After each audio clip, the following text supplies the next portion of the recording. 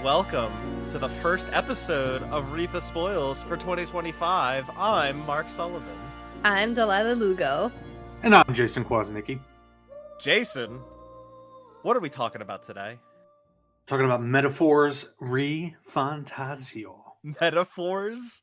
There's plural? There's multiple? Metaphor ReFantazio. A name that I still don't fully understand, yet every time they said the word metaphor, I was like, they said the word. Is the name gonna make sense now? Oh no? Oh, okay. Kingdom Hearts. Reap the Spoils is a monthly spoiler cast where we typically will pick a game and we will play that game, and then we come to the show and we talk about it. We're gonna spoil that game that we played. We're going to talk about the story, we're going to talk about the gameplay, we're going to talk about everything. We're just going to spoil the entire game. So if you have not played Metaphor ReFantazio, the video game that we are talking about this month, this episode, then I highly suggest that you pause the episode, that you go and play Metaphor ReFantazio, and we will see you in another 120 hours. 70 for me. 70. No, for me it was like 100. I think my final save, and keep in mind there was a lot of idle time and then a lot of grinding at the end, but I think my final save was at like 128 hours. Mm-hmm. Nice. But yes, do go play this game. There's a reason it was nominated for Game of the Year. Ooh, deserved it. Wow. We're getting right into our raw feelings, our reception. Nice. To be fair, I played moment. none of the other nominees, so Yeah. Let's take a moment and appreciate that Jason's gonna be excited about this game. I know. That's not true because Rebirth was nominated. And this, this shit's all over Rebirth, so God, here we go. Already, right off the bat. So yeah, once again, if you haven't played Metaphor ReFantazio, go play it before you listen to this episode. Otherwise, we are going to ruin the whole experience for you. And I really, really don't want to spoil this game for you because there's a lot of surprises in this game. A lot of things that I really did not see coming. So don't want to ruin that first experience for you. Go play it. Are you all ready for a brief info block on Metaphor ReFantazio? Yes. All right.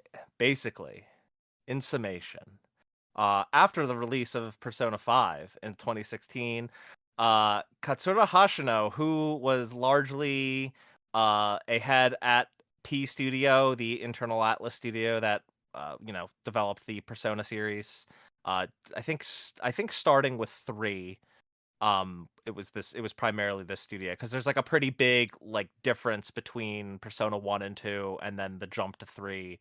It's a very different kind of game. Anyway, P Studio, he leaves after Persona 5 releases to start a new studio within Atlas called Studio Zero. Katsura Hashino is the director of this game. The art was also done by Shigenori Soejima, who is primarily the Persona art designer, director, character designer. Done a lot of the Persona art. Also Catherine. I should probably mention Catherine. Another P Studio game that's very kind of different from what they typically do. And keeping it real with these Persona veterans, we got Shoji Meguro doing most of the music, or being the primary composer for the Metaphor ReFantazio soundtrack, which I don't have like a block for it in the notes, but I would love to talk about the music a little bit, because this being such a different soundtrack from what we typically hear from Shoji Meguro, I loved this soundtrack a lot. Minimalist but effective. So a lot of a lot of Persona veterans, a lot of P Studio veterans that worked on this game for Studio Zero. This game released October 11th, 2024. For the PlayStation 4 and 5, the Xbox Series X and S, and PC. So there we go. Thank you. There's our studio block, Awesome. or our info block for Metaphor ReFantazio. Are we ready to? It's spoil? interesting talking about a JRPG where I know none of the names behind it. It's refreshing. There you go. Yeah. Oh, also, Nobody to then hate. I don't know if you caught it. Oh no, you didn't watch the credits. There was a special thanks to Yoshinori Kitase in there. I know he's a big. I'm just kidding. I don't think he's in the credits at all. That would be weird. Imagine. I'm just trying to trigger Jason over here. Mark knows the buttons. He knows them all too well. Katsura Hashino took off his mask and revealed he was Tetsuya Nomura all along. You probably didn't know, but there's probably a good Persona joke spinoff because isn't it like mask, take off Well, your, yeah, put on your well, mask, Persona 5, yeah. wear your mask. What I don't know, I don't remember what it was. What is Nomura if not the real Phantom Thief in our hearts? Anyway, we're about to spoil Metaphor ReFantazio. This is your final spoiler warning. If you have not played the game, please pause the episode, go play this game. Again, we'll see you in another 120 hours. You guys ready to talk about Metaphor? Yeah. Yeah, let's do it. Do we want to talk about it entirely in metaphors? No, absolutely not. Or maybe we could mix it up and do some similes. You want to do that instead? Maybe some antonyms. I don't know. Oh, there you go. All right. So I kind of have the notes like broken down in like the series of like late game reveals that kind of get doled out to you. So I kind of want to start with the first big one that leads into the last month of the game. You were the prince all along. Did you guys see that one coming? Like, how did you feel about that reveal? I don't see how you can't see it coming, and that's not a bad thing. For a couple reasons. A, because it's earned.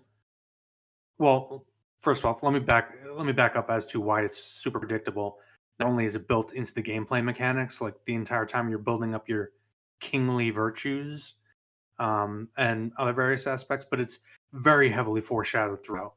Well, yeah, they kind of lay it on pretty thick when they're like, oh, people have always said that you're the spitting image of the prince. Yeah. That's a little weird. you never actually, well, you do technically see him, but you never hear him or really see any. Yeah, you definitely see him every time you go to a new day. But I mean, even in the cutscenes, like of him being attempted assassination, they never show his face.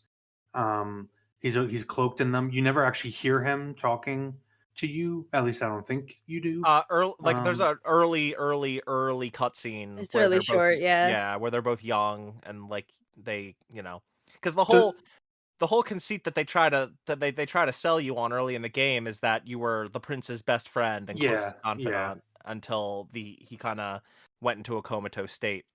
But if you're which paying you find attention, out is not true. Yeah, if you're paying attention, there's also weird dialogue with Gallica. And a lot of questions about like the original mission. A lot of like confusing bits that do make sense after the twist. But honestly, even though it's predictable, it works. I mean, a lot of famous writers will say the best twists, you either predict them or it makes sense right before it happens. Everything clicks, and everything clicks here. It also works particularly well because while this twist is super predictable, and perhaps I would imagine intentionally so, and it's earned, because you're so focused on that one twist, it actually distracts you from some even better twists that I'm sure we'll talk about. Yeah, we're gonna get to those. See, no, I'm gonna be a little contrarian and I guess negative and say that I was a little disappointed by this aspect of the plot. Ooh, plot thickens. Yeah, I mean, it's not to say. Look, I'll say. I guess we open these conversations by saying how we felt about the game. I loved this game. Loved this game. If I didn't have so much fun playing Astrobot this or last year, this easily would have been my game of the year. Astrobot just like hit all the right notes and was the most fun I had with a video game that released in 2024. So that still takes the cake by a slice. Nice.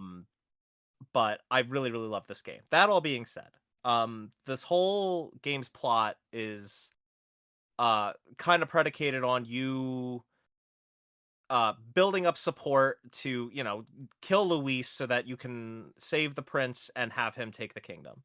And all throughout the game, your whole, what kind of becomes your goal is uniting the tribes and spreading your character's thoughts on an ideal utopian world. And he winds up gaining a lot of support, and he winds up becoming a lead candidate in this tournament for the throne.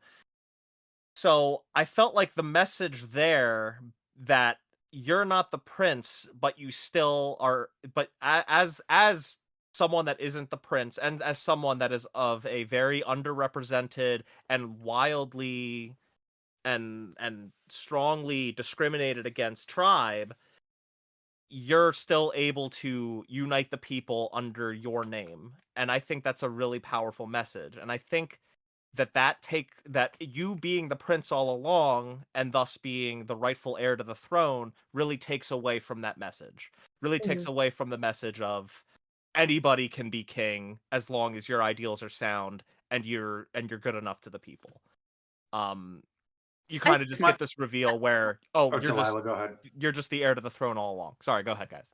No, yeah, no, I totally see what you're saying. I don't disagree with that perspective, but then the fact that the prince is an Elda all along really just kind of like sets a deeper message of this kind of history that was really hidden from the world, and I think that's another sort of plot point twist that comes into play. So if those two things weren't together and it was just like, oh, you were the prince, I would agree 100% with you, but the fact that he was revealed to be the prince and the prince is an Elda who is deeply discriminated against kind of sets the tone for the history that was not told to really anyone. And that's a good point. That is a really good point to bring up. It's not so much that it ruins the message. I guess it just sullies it a little bit, right? I would also push back on the idea that anybody can become king. It's more the message, as I interpreted it, was more as long as you maintain that idealism, then anybody can make a difference. Right. So and I also thought one of the reasons I thought it was fitting is obviously this game, it's literally in one of the names of the game mechanics. It deals a lot in mythological archetypes and human storytelling. And part of that archetype of the king is that the king comes into it. The king, I mean, technically, yes, they're born into it, but generally speaking, in classic tales, Arthurian legend, what have you, they have to actually earn that title, even if they are technically born into it. So it makes sense from a storytelling perspective. But I didn't necessarily think it broke the message, because the main character does have to learn about the realities of ruling, and that idealism has to be tested. And and it's also not like he knows all along, right? Like it's just as much a reveal to the protagonist as it is to the player. Like I said, it doesn't. Maybe I came out a little strong with this criticism. It's not that it ruins it, but it does. To me, it does sully it a little bit. And at the end of the day, like, you still do have to earn that place. The royal magic is still instituting this whole tournament, so to speak. You know, the tournament. Calling it a tournament was really the Sanctus Church doing, but it was still something that the king, the former king, Hethodius V, put in place in order to have someone ascend. I just felt like having your character be the prince all along and still being the one to succeed, it kind of finalizes the message of, you can have these ideals, you can have these beliefs, and if they're strong enough to reach the people, that's great, and you should strive for that. But at the end of the day, if you're royalty, you're going to be the one on the throne. That's the whole reason why I feel like it could have been just a slightly stronger message if the tables were kind of flipped on the prince still gets assassinated, and now you have no choice but to ascend as just his best friend or something, you know? Or maybe even have you just still pretend to be the prince, even though you really aren't. It's like, I feel like that could have been a slightly stronger narrative throughput, but you guys make good points that it doesn't ruin it. It just sullies it for me a little bit. Yeah, and I think it's kind of cool that this story has so many layers to it, and that comes with a lot of the twists, because Luis would want a world where not just royalty becomes the king, right? Yeah. And it's cool that our main character actually earned the support of people without them even knowing he was the prince. And then when he finally reveals as the prince, it didn't get him any more support than it did previously, right? Yeah. Because people were still very much so, like Luis had like the big head and the big giant, I call it Majora's Mask moon thingy rock. that That's true. I didn't even think about that. yeah. So, you know, it's kind of cool that even though he was the prince and even though he had earned supporters without people knowing he's the prince, he still wasn't even the number one sort of contender in that moment. Yeah, no, that's a good point too. So I don't know, maybe I'm just wrong about my You're like, wrong I about your wouldn't say opinion, wrong. Mark. No, I wouldn't say you're wrong. like I said, it doesn't ruin it for me. I just feel like it could have sent a stronger message if you weren't. But go ahead. I don't think you're wrong because this game is sending so many messages at Yeah, once. it really Like is. it's basically saying like, yeah, an ideal world sounds really nice, but is it? You know, not becoming the prince or king and not being royalty and being able to do it based off merit sounds really nice. You know, but is it? Like, so there's so many different layers to this story that you're not wrong, but also there's more to it. Like No, there's yeah, for different sure. sides. Speaking of there being more to it, let's go on to the next twist that we find out pretty much in the same around the same time. Um, earlier in the game, we descend in the Dragon Temple to find what the hell was it called? Something Shinjuku. Which, you know, anybody that knows of anything about Japan, Shinjuku's a real district in Tokyo. Mm. So clearly we're getting we're immediately thinking that our world was the past in this world, and yeah, sure enough, that's the situation. Our world was the past in this world. How did you guys feel about, I guess, the whole situation with the royal magic, where Magla is born, and that kind of forming the present day world of Uchronia that was kind of developed from our world, and it, you know, in the context of this game? How did you guys feel about that reveal? So, Mark, you know my feelings on magic systems based on emotion, based on the award-winning MMO FF14. I don't want to get into any spoiler. I'm just Mark knows what I'm about to kind If of like you what know, I'm about to get into. if anything, that in that expansion in particular set me up for this to not dislike this whole Yeah. thing as So, much, you know? So I only mention it because Mark knows that I'm not a huge fan of magic systems based on emotion. However, as I usually say, it comes down to execution. And here it's executed well because in each scenario where the royal magic is being used within the context of the plot, there are pretty clear rules set up, like Or even can't kill other candidates because they're protected by royal magic, or you'll get fucking killed. Like the boundaries are just very solid where they need to be, and then in terms of like the rest of the magic in the game, it's all gameplay mechanics. Like you get pills, and though one of the characters will say, "Oh, I can see his magla. It looks weird." Like it's where it can be loose. It's loosey goosey, and that's fine. It doesn't affect the story, but where it needs to have rules, it has rules. So I didn't mind it.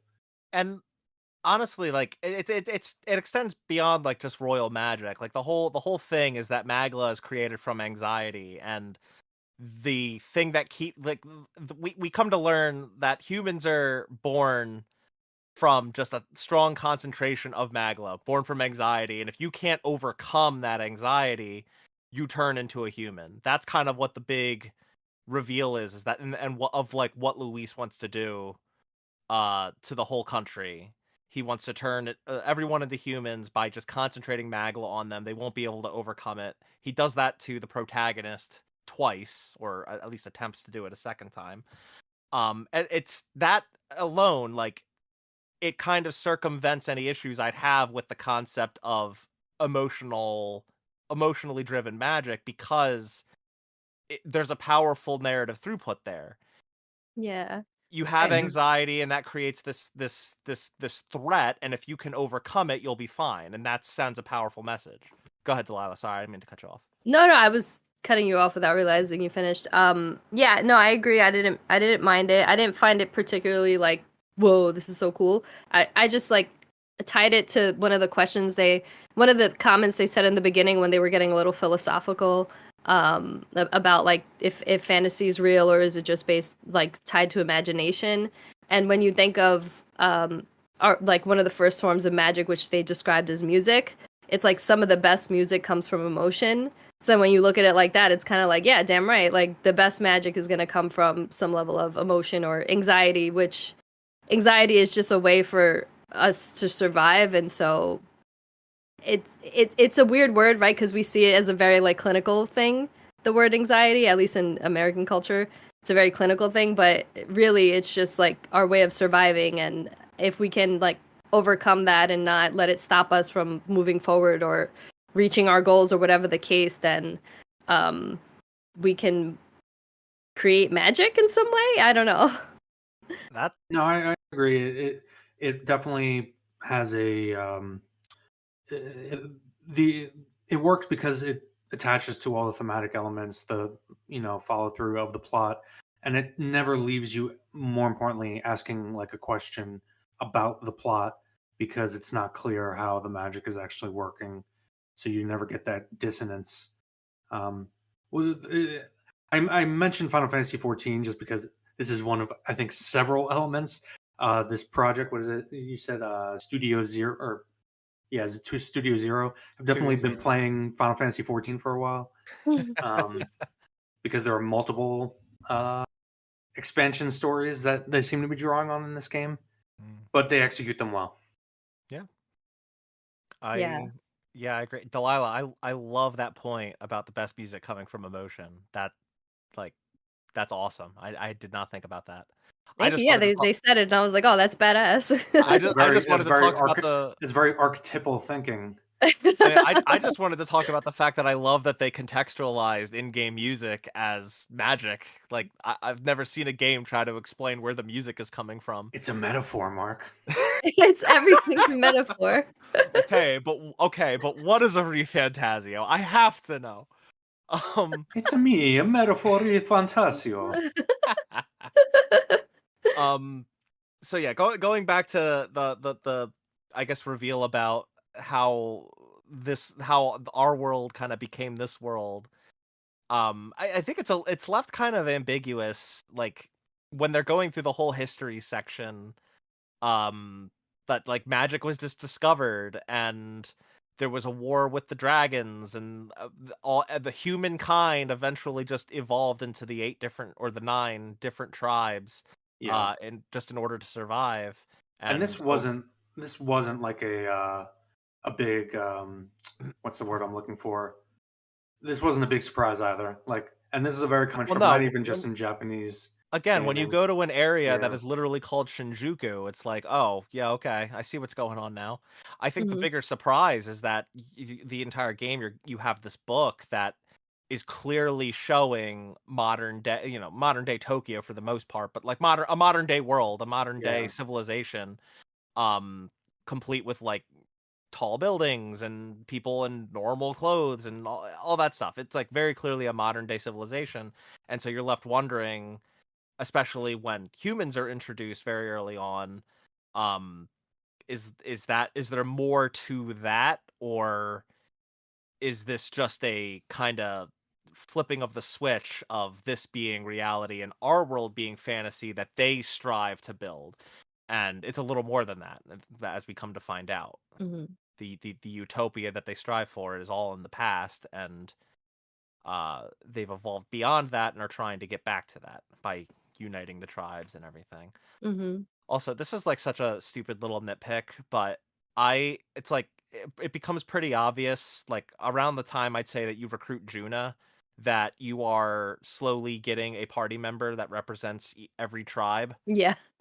And I really wish that the game didn't like call that out directly toward the end, where they're like, oh, everyone in our party is of a different tribe. I'm like, oh, come on. It's like, it just felt like I was criticism I have generally of the game is that it does get to a point where it's reiterating the same exact it's like almost verbatim, word for word dialogue over and it's over again in successive cutscenes. for me, it's less that, and it's more that whole realization that they tried to pull just felt like they did not trust the audience to have that realization themselves. Yeah, there's Yeah. sometimes where I feel like this game is written for like children. And not all the time, because obviously what we're discussing is a lot more deeper and layered than what like maybe a Well, younger person could extract from it. But a lot of, especially the side quests or the dialogue, I'm just like, I get it. I got it 80 hours ago. Please stop. It's mainly the dialogue because the plot and the thematic elements, Right. and a lot of the characterization too. A lot of the dialogue is fantastic, but it's mainly like main cutscene, and then the next cutscene reiterates what the last cutscene said, and then the third cutscene reiterates what the past two cutscenes said. I Yeah. feel like a lot of Especially that towards the end. Yeah. I feel like a lot of that comes down to just the typical writing or the typical writers that are involved with Atlas projects, particularly Persona. They have these very broad and general themes, and they kind of just beat them into the ground. And this game, I think, did a much better job, at least than Persona 5 did, with its general theme. But like actually by a large margin, in my opinion. But Mhm. it definitely feels like the first like 50 hours, the message is simply so racism kind of sucks, right? Like maybe we shouldn't do that. And it's like, yeah, I get it. That I Yeah. agree. I agreed with you immediately. Like Yeah. but And yeah, but thankfully, a lot of the side content doesn't fall. In fact, the side content, as we'll get into, is almost necessary to be doing, not just for yeah. gameplay reasons, but story wise, where a Mhm. lot of the complexity and nuance comes in. Yeah. For Because no, a for lot, sure. because a lot of this game is kind of like breaking down the idealism of the main characters, but then reaffirming it, but with a more nuanced and mature angle to it that we'll keep our idealism, but we have to consider all these things. And a lot Right. of that a lot of the side content, I should say, is where like the more nuanced and, dare I say, adult dialogue happens, where just Yeah. every point of view ideology side gets shit on at various points. Also, to be fair, Delilah, Mm. uh differing from many Persona or just general Atlas games, this game is rated T for teen instead of Yeah. M for And mature. that's So it is like, kind of written for babies, okay? Like yeah, no, I again, I like I said, I feel like this is a really good game for teenagers to play to understand the complexities of like politics and religion and philosophy and stuff like that. yeah. And it is deeper than just what they present it to be, but it's just because this game's so long and there's so much dialogue and it's kind of beat over the head to the beat to the ground. It just got pretty exhausting for me personally. But if I was like 14, I'd be like, oh, okay, yeah, I'm starting to get the complexities of this. Um, Well, I a lot understand of it now that also racism comes. is bad. I think a lot of it also comes to the designers.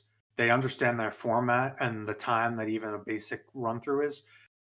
So a lot of it, I think, is there just to maybe remind people maybe who put the game down for a while and then came back, and they're kind of resuming the game loop, as it were. And within the Yeah. structure, there are long periods of time where, like, you could go without seeing any sort of main cutscene or dialogue bit. So you might need or the developers might have thought that people would need those kinds of reminders of just general what the fuck is going on. Hey, but another great, another great implementation of having just like a readily available what do they call it? The memorandum.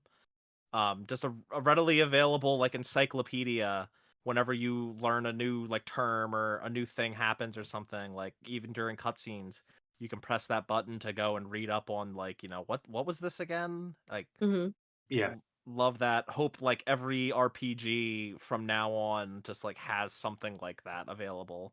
mhm. Thank you, Final Fantasy 16. Yeah. um all right, so moving on to some of the other twists that we get. Uh let's talk about Luis Guillaburn. How is he as a villain? And how did you feel about the reveal of his I guess his true tribal identity? Lila, you want to take it first? Sure. I really like Luis's character design.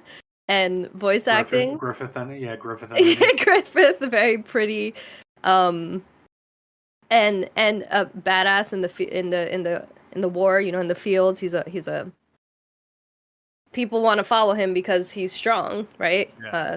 It's kind of like Griffith, yeah. Although I would say, I think their approaches are very. So there are some major differences that I don't want to say because make people uncomfortable, inappropriate. For my sake, like who is this Griffith that you're talking? Berserk. Oh, okay, thank you. Yeah. I guess I just gave myself away that not knowing who this Griffith is. So you can. So now that you know it's Berserk, you can imagine why I'm a bit loath to talk about the big differentiating factors between Griffith and Luis. Oof. Oh boy. Yeah. I mean, I'm looking at a picture of him right now. Like, man, he's got the whole white hair thing. Oh, there are some pictures you can look at of Griffith with. Yeah. You make it seem like I could go look up some like Rule 34 or something. Yeah, the graphic novel itself is like Rule 34. Yeah. Oh, it's graphic, all right. And so overall, I think him as a character in his own, I really liked, and the twist of him being an Elda, I thought was very surprising. I didn't expect that. His intentions at some point, or his motivations at a certain point, were really, I was a little confused, but then in the end I was like, okay.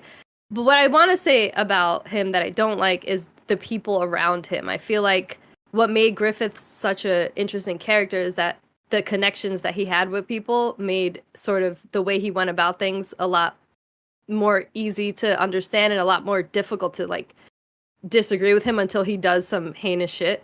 But and it also makes the impact of that heinous shit even more heinous because of his exactly. Yeah, whereas Luis, like the character he has close to him, you really don't understand how they came to be a relationship. It doesn't really make much sense. Specifically Zorba, I'm like, oh, this guy's just like simping over him. And I feel like what makes a good villain good is the connections that he has, and I just didn't sense any of those connections with Luis. I think with Zorba, at least, and I don't remember what the explanation was, but they did explain it in the cathedral dungeon, like the first like big like real dungeon. Mm-hmm. I think there was an explanation offered as to why Zorba like he's got some kind of minor like Napoleon complex, and he wants to please Luis in order, because when you finally beat him like for the last time, Zorba says like, even if it means my death, I'll further Luis's cause. So I think it's something like he feels he has that lack of confidence there.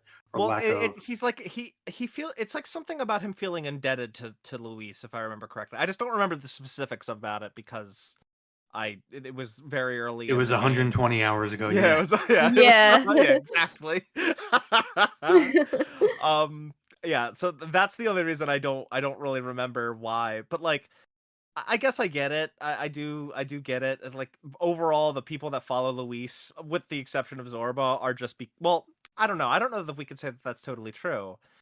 Like a lot, at least when it comes to when it comes to Fidelio and Basilio specifically, they follow Luis because he genuinely, I mean, through pretty shitty, terrible means, but he still wants to get rid of the discrimination all over the land. His method of doing it is turning literally everyone into a monster, but he still wants to get rid of discrimination. And the Parapists, we come to understand, are an extremely discriminated against tribe. So it makes sense for them, and I bring them up because they're the only followers of his that get the most focus other than Zorba. So like their motivation to follow him makes sense, and it also makes sense when Basilio decides to switch sides and join us. Yeah, which is a moment that I loved. Like, and that moment is also extremely important, because I was gonna say to you, Delaila, the motives for Luis don't really need to be that clear because he's a mirror villain. So sort of like the Joker is a mirror villain to the Batman. And in this case, Luis is extraordinarily similar to our unnamed. Well, we get to name him, but the unnamed main protagonist. What did you guys name him, by the way? I did the same name for both the for both you and the character. Yeah. What was it? Solaire. Oh, okay. I feel like that's always your go-to. Like, It you is. say it, and then I'm like, oh, duh. How could Yeah. I be so stupid? Of course it's That will also Solaire. be my kid's name if I ever have one.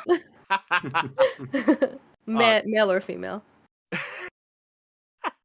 Jason, what did you I use my own name for the book name, but I actually named the character Locke. But Oh, okay. I went with the canonical name, which is Will.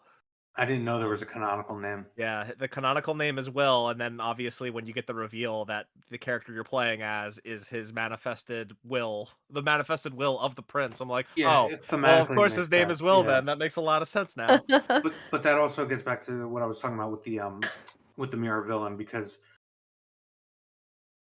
Luis and the main character, in terms of, I want to say, philosophy, they're drawing different conclusions from a lot of the same logic and reasoning. Yeah. In the same, so his motivations, they're there. Like, he was in Elda, he watched the destruction of the village. He wants, like Mark was saying, he wants to pursue a perfect world, but in doing so make monsters. Whereas, so essentially, he's crossed over into nihilism almost, in complete mirror fashion to the main character who remains in idealism. So what you mentioned about Fidelio and Basilio, thank you. It's essentially them having dwelled in nihilism because of their experience, but them being drawn to idealism, which kind of gives them, even though they start out as Luis's henchmen, one of the better arcs in the game.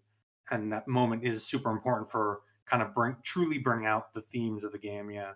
It's Yeah, and honestly like the best party member joining your team storyline in the entire game. I loved it so much. Go ahead, Delilah. I'm sorry. No, I was just gonna say, to be clear, I understood Basilio and Dell's motives to following Luis, but I just didn't see the bond, the relationship, right? It felt very much so like they were just henchmen rather than.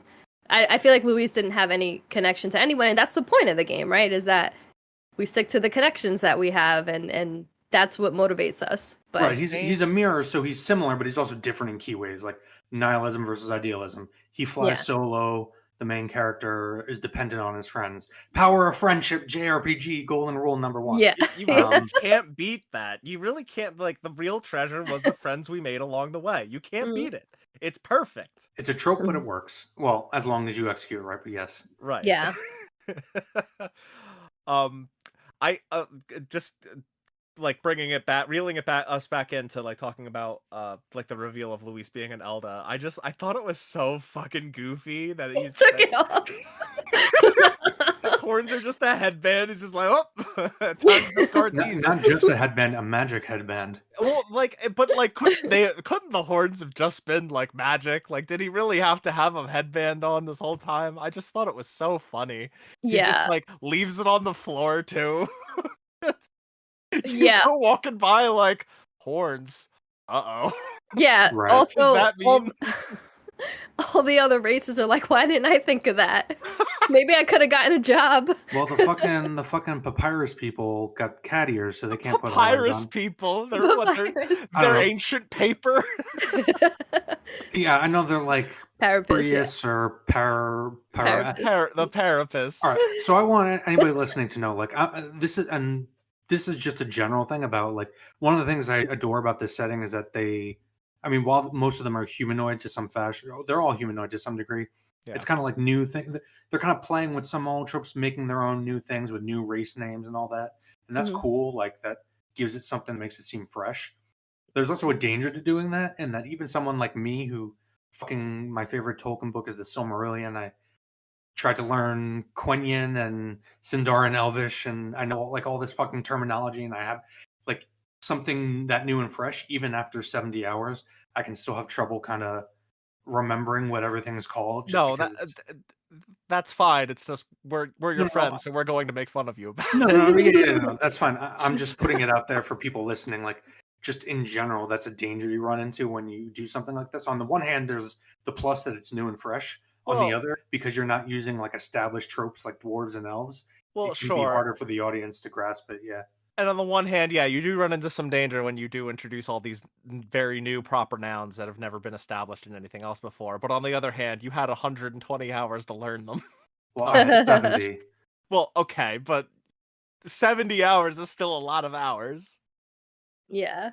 Hey man, I know the ones, the Clemens, the Clemars, or whatever. The Clemens, I know the one, and then you immediately the one say that- it wrong. I mean, obviously, I remembered Elda because from the start, because Elda it's just Eldar, but Yeah. and Eldar's elves and luring, but Eldar gets reused in fucking everything. Oh, I was just It's just thinking the Elder race. it's just a bit. It's a really like a Japanese pronunciation of elder.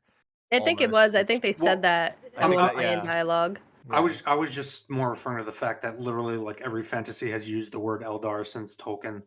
It was just it's the Elvish word Familiar, for yeah. and Elden blood, Eldar blood, Elden blood. You know what I'm saying. But also what was it? The Roussance, just because it's so uniquely French and very like easy to fit in there. For some reason, those two I got from the get go. Yeah. Well, they're also like some of the earliest, like the earliest that you are introduced to and interact with The Stroll and Clamar I Hulkenberg. kept forgetting, even though they're like the primary race or whatever. Yeah. With Luis, even going back before like these more end game twists, the Opera House situation where you think you wind up assassinating him, and then the very next day he comes in, does the whole like switcheroo on Dracodios and kills Forden. Like that was just a whole series of events that I didn't expect to go that way. And obviously, we're once again talking about the Opera House. turn. Yeah, well, more specifically, the turn that brings Basilio on your side, when Fidelio sacrifices himself to save some children. Yeah. Just like phenomenal moment, but like Luis as a villain is just really, really, really incredible. Yeah, he's well written, and well performed. Makes for a good antagonist throughout. I do have one criticism, and it's actually very similar to what we talked about, without spoiling, but what we talked about with Sephiroth in recent remake games. You do fight him too much, and can create a ludonarrative dissonance where by the end of the game, he doesn't really. It's written well enough where I still perceived him as a threat, but like by the time you fight him in the last battle, it's like the 6th time you fought him throughout the game. No, and it gets to a point where it's okay to fight the villain multiple times in a game, but it should really be like 2 or 3 max. Well, wait, just so to serve as like benchmarks of where you are in the story.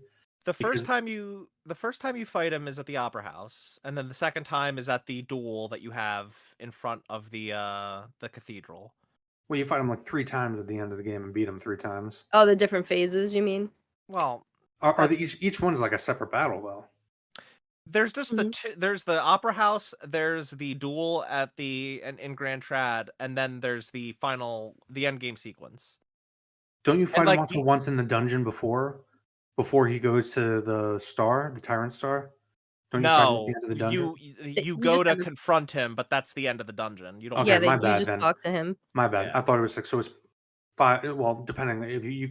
So yeah, you could say 3 times. I just felt like you had encountered him so much and beat him so many times that it didn't feel as climactic as it could have. How many times we gotta teach you this lesson, old man? What you were saying the whole time. Basically. The Opera House scene was really, really cool. There were a lot of twists. No, I think you keep the Opera House scene, but then you don't no duel scene. You don't fight him again until the end. I mean, if anything, I would say, maybe cut out the fight against him at the duel and just make that all cinematic, make that all cutscene. But like even then, I didn't. This is admittedly like a nitpick. Like, the main reason really affect me that much. Why I was bothered with it is not because I felt like we were fighting him too much. I was just kept thinking the game was going to end, and I was like, "What the fuck?" It just never ends. It keeps going. We'll so that's talk why about I was annoyed with We'll talk about the third act. Yeah. Well, I'll save it. All right. Let's move on to the next twist. Moore's your dad. He's Hythlodeus the Fifth, which was the coolest twist, I think. simply because you were distracted by the other twists very cleverly, and they left this for last.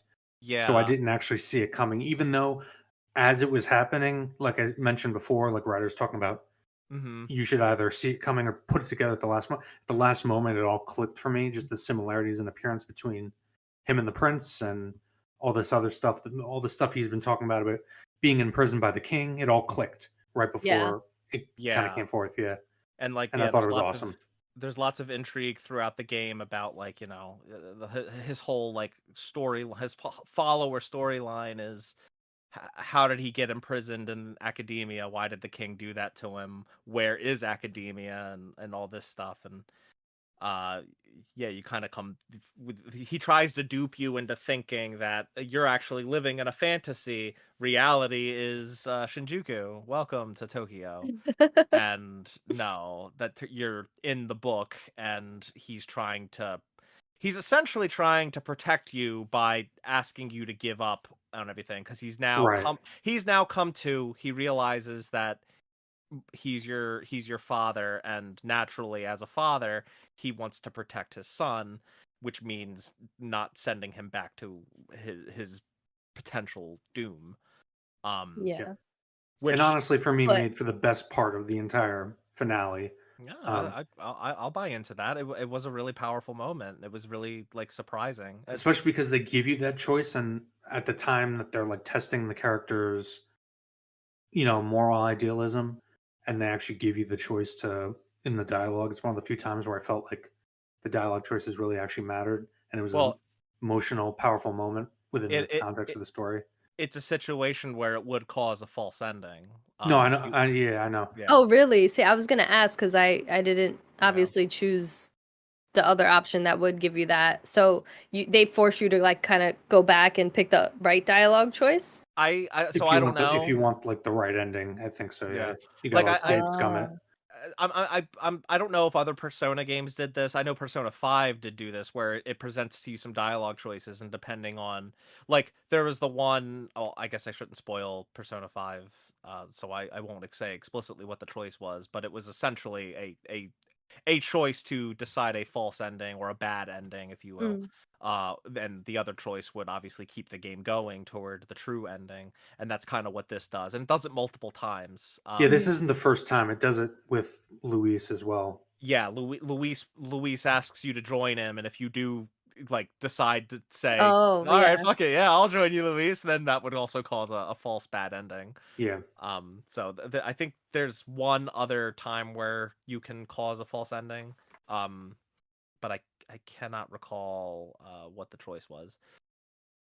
But I think I it was s- like a choice to give up on your friends or something, and I don't remember oh, who okay. presents that to you. Go ahead, I Delilah. I didn't see the like main endings besides the one you're supposed to get, the true ending, but I did see a video of like other false endings, but they didn't seem like actual endings. They just seem like something you just restart, where you could literally on every single Yeah. mission say, I don't feel like doing this, I'm too tired, go to bed.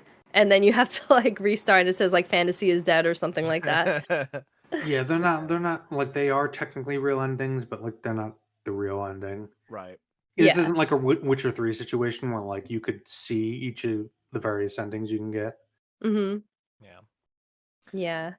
Um, but yeah, no, I agreed on this twist being, if I would, no, I'd probably call this the best twist. Definitely the twist that took me the most by surprise, and I thought was executed really well. That more is slowly to the fifth. I think It it's also helps another. that the voice is his mother, the one Yes, that's and been Yeah. narrating the that entire game. Yeah. that's the other thing I was gonna get to, is like we come to find out in the Elder Sanctum that that voice that's been, um every time someone awakens to an archetype, it was your mother all along, like guiding you and your party uh toward having the power to go through everything. Which is also very archetypal, that your Will's dead mother and father are guiding him as he grows in power into. I'm just going to use Will now because I didn't realize that was the canonical name before. That's So fine. we'll just call the protagonist Will. Guiding Will in as he grows and into his responsibility, his position. Very mythological, very archetypal storytelling. Yeah. Yeah. I really like the twist because it's when it really gets back into the philosophy of the game, and again, challenge, like you said, challenges your morals. And I was just like so mad. I was like, "Damn, you're my dad, but also, bro, my friends are back there. Like, I gotta go back to them. What do you mean you want me to live in this world?" And it's a nice touch that you actually have to fight them. Yeah. Yeah, Which is like exactly. another mythological thing, the son having to fight the very Oedipal, the son having to fight the father. Yeah. Yeah. I want to give a shout out to my friend Alex, who gave me an amazing observation that I didn't really put together, and that's that with the voice of the mother, like, and we've already kind of touched on it a little bit, the voice of the mother, like being there whenever someone awakens to the archetype, she's always kind of the voice that supports your growth. Mm. Whereas the battle music, and the battle music especially with more, has that chanting, Yeah. Oh. and that's kind of, it's, I guess, could be interpreted as Moore or Hythlodaeus V, uh driving the main character to overcome conflict. I thought that to kind of combine music with the narrative throughputs that this game presents, especially with the parental twist in particular, I thought that was an incredible observation. So I wanted to shout that out. Thank you, Alex, Yeah, for telling me I about that. definitely like once I especially in the last dungeon, um when you find out that like everything's fueled by anxiety. I mean, that's not when you find it out, but just connecting the fact that like you use anxiety to overcome the chanting of the music sounds very anxious. Like it's very like get your heart going, you know? Yeah, Um I guess this is a good time to bring it up. I initially hated the battle music, until I didn't anymore. I love it. It's so good. The yeah. minimalism of the soundtrack is so ingenious. I don't even know if I'd Which call it minimalism. It's just like, it's, I don't know. It's a very there, different there's a soundtrack. few there are a few motifs that, like, honestly, every time I walk my dog in the morning and I'm super tired, I've been hearing the piano music from Moore's Academia, Mm. um, which is kind of like the theme song to the game. I guess the reason I've been saying minimalistic is just because I've been thinking of it in comparison to Persona, which is like, if Persona is Cowboy Bebop, then this is like, I don't know, a fucking John Carpenter movie. Like, in terms of Wow. how Interesting. uh, I I don't even know if that's the right comparison I'm trying to make. It's just that Mhm. you understand Persona, people, especially people who play a lot of Atlas games, and Persona in particular, they're accustomed to that very bombastic, all hands on deck kind of score in the background. Whereas this is just, you have kind of that chanting through the battle theme with like a little bit of low bass going on, and then in Academia and a lot of other places, you have that just one piano motif. That's all it is. It's just the piano. Um, but the simplicity of Well, it really that sticks with does you. that does reach a bombastic point too, with a choir backing it up when it does rise to a large crescendo. Yeah, that Um, of all the songs, that's the one I didn't like the most until I found out he's the king, and I'm like, "Oh yeah, that sounds like kind of a song a king would have." yeah. But only because it was the hub area, right? I prefer more like It's ambient kind of it's stuff. this game's hymn of the soul from Persona. It's Yeah. like Mm, when you go to the Velvet Room, you always have hymn of the soul. In this case, whenever you go to Academia, you have whatever the name of the song is, and And I yeah. mean, it and I like mean, they kind of call back to one another pretty well. I'd say they have very similar vibes. Mm. and you're right, Mark. There is, like, technically speaking, there is like a crescendo. It does build up, but at the same time, like, it doesn't start off like like Persona 5's theme song, where you got the voice going. Well, yeah, it. Yeah, very very jazzy, snappy. I'm like, that was some sort of mix between Persona 5's theme and And fucking Cowboy I Bebop. Tank wonder, from Cowboy Bebop. Yeah, I yeah, wonder if there's been like a cut of Wake Up, Get Up, Get Out, the like the opening scene for Persona yeah. 5, but to Tank, man, that'd be sick. I would watch that. I would, man, that'd be cool. I But hope I'm anyway, getting across the point I'm trying to get across with the soundtrack. I do get what you're trying to say. It's, I mean, it's just like, to me, it's just like, not even talking about difference in like Persona being a lot more poppy and out there, and this being a lot more subdued. I just think it shows Shoji Meguro's range that he can make a soundtrack like this and it be this good when this isn't the type of music we typically hear him compose. Is just Right. very, very impressive It for his strikes out. soundtrack It, to it hit so strikes well. out on its own from Persona. Yeah. Yeah. Yeah, for sure. I mean, I guess I could definitely see what you're talking about more minimalist with like I guess like the town music when you're walking around Grand Trad, and the difference also in like the afternoon version and the night version of that, especially Yeah. with the night versions of a lot of the town music. It's very it's a lot simpler. It's definitely not as driving. Definitely nothing like the music that plays when you're walking around, like say Shibuya in Persona 5 or something like that. Hmm. It's definitely different. But Yeah. it's great. The music's phenomenal. All right. We ought to move on to like I guess the last like talking point of just like the narrative, or more so the ending, and then we'll get into more narrative stuff that we want to talk about because especially when it comes to the party members and followers, there's a lot to talk about with them. So let's just talk about generally the ending. I mean, it should come as no surprise that you beat Luis and become king. Hooray! Yeah. I'm sure we all saw that coming. That wasn't much of a twist. I No. do want to talk about the epilogue though, because it does kind of leave this Oh, fantasy book open a little bit. Go can ahead. I just say one thing about the ending? I did find it a little gratuitous that there's just this it goes to this anime cutscene, and Luis is, rather than, like, Luis is a character, I would expect him to submit, recognizing that you have the superior will and he's been overcome. That's kind of what I would expect from him as a character, but like he just does the generic villain thing of no, I can't be beaten, and then there's a gratuitous anime And cutscene then of them fighting. you turn into Yeah, a medieval Gundam and then say, I thought that was Luis, this will be your metaphor, yeah, ReFantazio, and then you exactly. strike him down. Yeah. This is your Um, Final Fantasy, and I am, yeah, you got what I was going for yeah. there.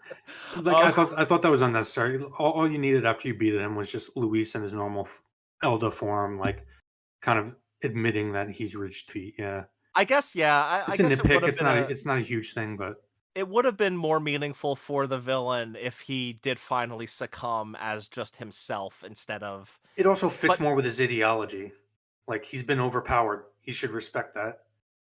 Mm. yeah, that's a good point. But I also think that maybe having him coming back or going back on what I just said, maybe having him as a human, like that was his end goal all along, was to basically natural selection turn everyone into humans, and the only the strong will survive. For him to be a human and for him to still be taken down, I guess it makes more sense that he would be a human at that point, to be defeated, because that was his goal all along, was Hmm. for again for the weak to be snuffed out, and he went through his own plan and was snuffed out. So I don't know. Yeah. I see it both ways, right? Yeah, it's a nitpick. Not a Yeah. huge deal. Yeah. Yeah. But I did enjoy the I really like the anime cutscenes. I feel like though a lot of them are, because it's not their primary function as an animation studio, so sometimes they can look a little janky, but I did enjoy that final one of or I guess I shouldn't say that final one, but the coronation where he becomes king. I thought that was good. And Hmm. then we jump ahead a year later, and how fitting on the dawn of a new year. We just went through the new year, um, to ourselves, we get to have him walk around town, uh, as just, kind of, I guess, in disguise, literally dressed as he was throughout the entire tournament. So I don't know how anybody could have been fooled by it. And Yeah, and frankly, the it more kind of cuts people you between talk that to. and basically all your friends doing your job for you. Yeah. Yeah, and I love that. I love that. Seeing them all in like new clothes and new uniforms, and it kind of informs their new lives post winning the tournament, post you becoming king. I Hmm. really enjoyed seeing that aspect, but it's also just funny, like he's in disguise, but pretty much everyone you talk to, even like the regular bystanders, are like, "You're the king, aren't you?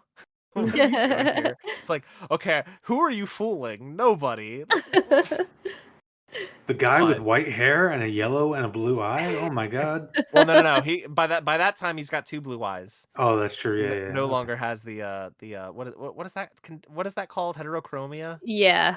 Yeah. Um but anyway, so let's talk about the epilogue a little bit. How much time did you guys spend on that section? Because I know it was kind of unexpected and still pretty long. Like even just talking to everybody again took me about an hour of walking around town to do it. Yeah, I So talked to everyone, including the NPCs, Yeah. just to see like what the state of the world is, and I like that people still disagreed with who was king even a year later. Um, Yeah. It's I like, also was so happy that we found out what happened to Brigitta's dog and the oh Moore's cat. yeah. I was just like, yes, they live, they are fine. Because like there was one of the end cutscenes, the cat was going, I was like, what happened to the cat? Anita, I was petting him every time I went there, and I didn't need to. I did it though. There was no new dialogue for it. It was just I had to acknowledge the kitty. So I was happy to see that they closed those loops because I was very worried about the babies. it's funny you bring that up because after talking with a couple of characters, I just stopped and went straight to the end because I talked about Hulkenberg and then Stroll, and it was essentially again reiterating dialogue that we had already done before the final battle, which was dialogue that was summarizing the entire side quest that you do with those characters. Like it's like I remember this reminds me back of when we did that duel If after any before the fight you talk with Hulkenberg and it's like remember when we did that duel with the guy yeah. and so I just skipped that all. Honestly, Well I found the epilogue as a whole unnecessary. It should have well just ended with the coronation. well, talking like Delilah brings up the point that I'd bring up, and that's and really, I guess what I'll say is, your party members were probably the last people you should have talked to, or could have just skipped them outright. It's the regular townsfolk, the guards, the other NPCs, and the other followers that aren't direct members of your party that are really worth talking to because you get a little more. You just get a little like Delilah said. You find out what happened to the dog. The dog's alive. The dog is fine. And that was like, oh my god, that's great, that's so good to hear about, because that was kind of a hanging thread at the end of her follower story, and it just informs where the world is at a year later, and you find out a lot. You find out that not everybody likes you yet. A lot of people still agree with the other candidates, or they don't feel like you've been doing enough. And there's other people that are super thankful and are telling you directly, like, my life is so much better since you became king. Thank you so much. Mm. There's For sure, for sure. I get that, and I did see some of that in the dialogue before. I just cut straight to going to Maria or whatever. okay. I think it's Maria you go to for Yeah. the final part, um, and that's fine. That's all well and good. I just didn't think the epilogue. I don't think any of that adds anything to thematic elements that we've already explored throughout the Well, course of the game. I And think the and what and what pisses me off most about the epilogue is the ending where oh rather than actually take up your responsibilities as king in a realistic manner, as the game has kind of been alluding to, how ruling is not like what you might think it is. Let's go off on another adventure and just well completely abandon all responsibilities. hold on, because it to me that is in line with what the game has been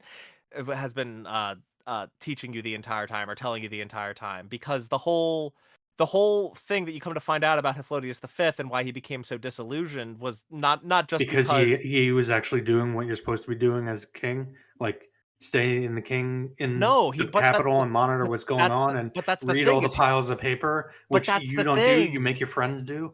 That's the thing, Jason, is he wasn't doing that stuff. He was defeated. He did nothing. That's Yeah, why he got people depressed because it sucks being in power and having well, responsibility. more so he became depressed because his wife was killed and his Yes, son yes, was I know. killed. I'm Like being that's why he facetious. I'm being facetious here, but I guess what I'm yeah. getting at is like throughout the game, it's kind of been pointing out or contrasting, I should say, like what you think, like, oh, the people think, oh, there should just be someone in power who gets things done, but here's what it realistically looks like.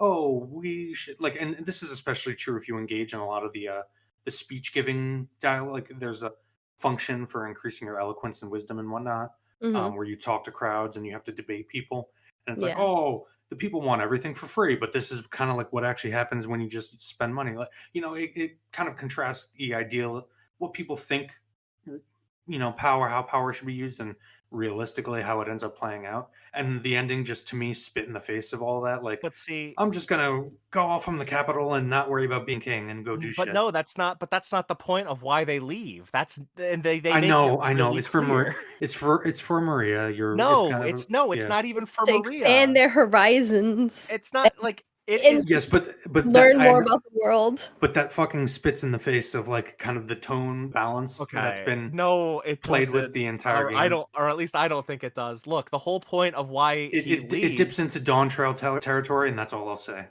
No, it doesn't. Oh, why would you?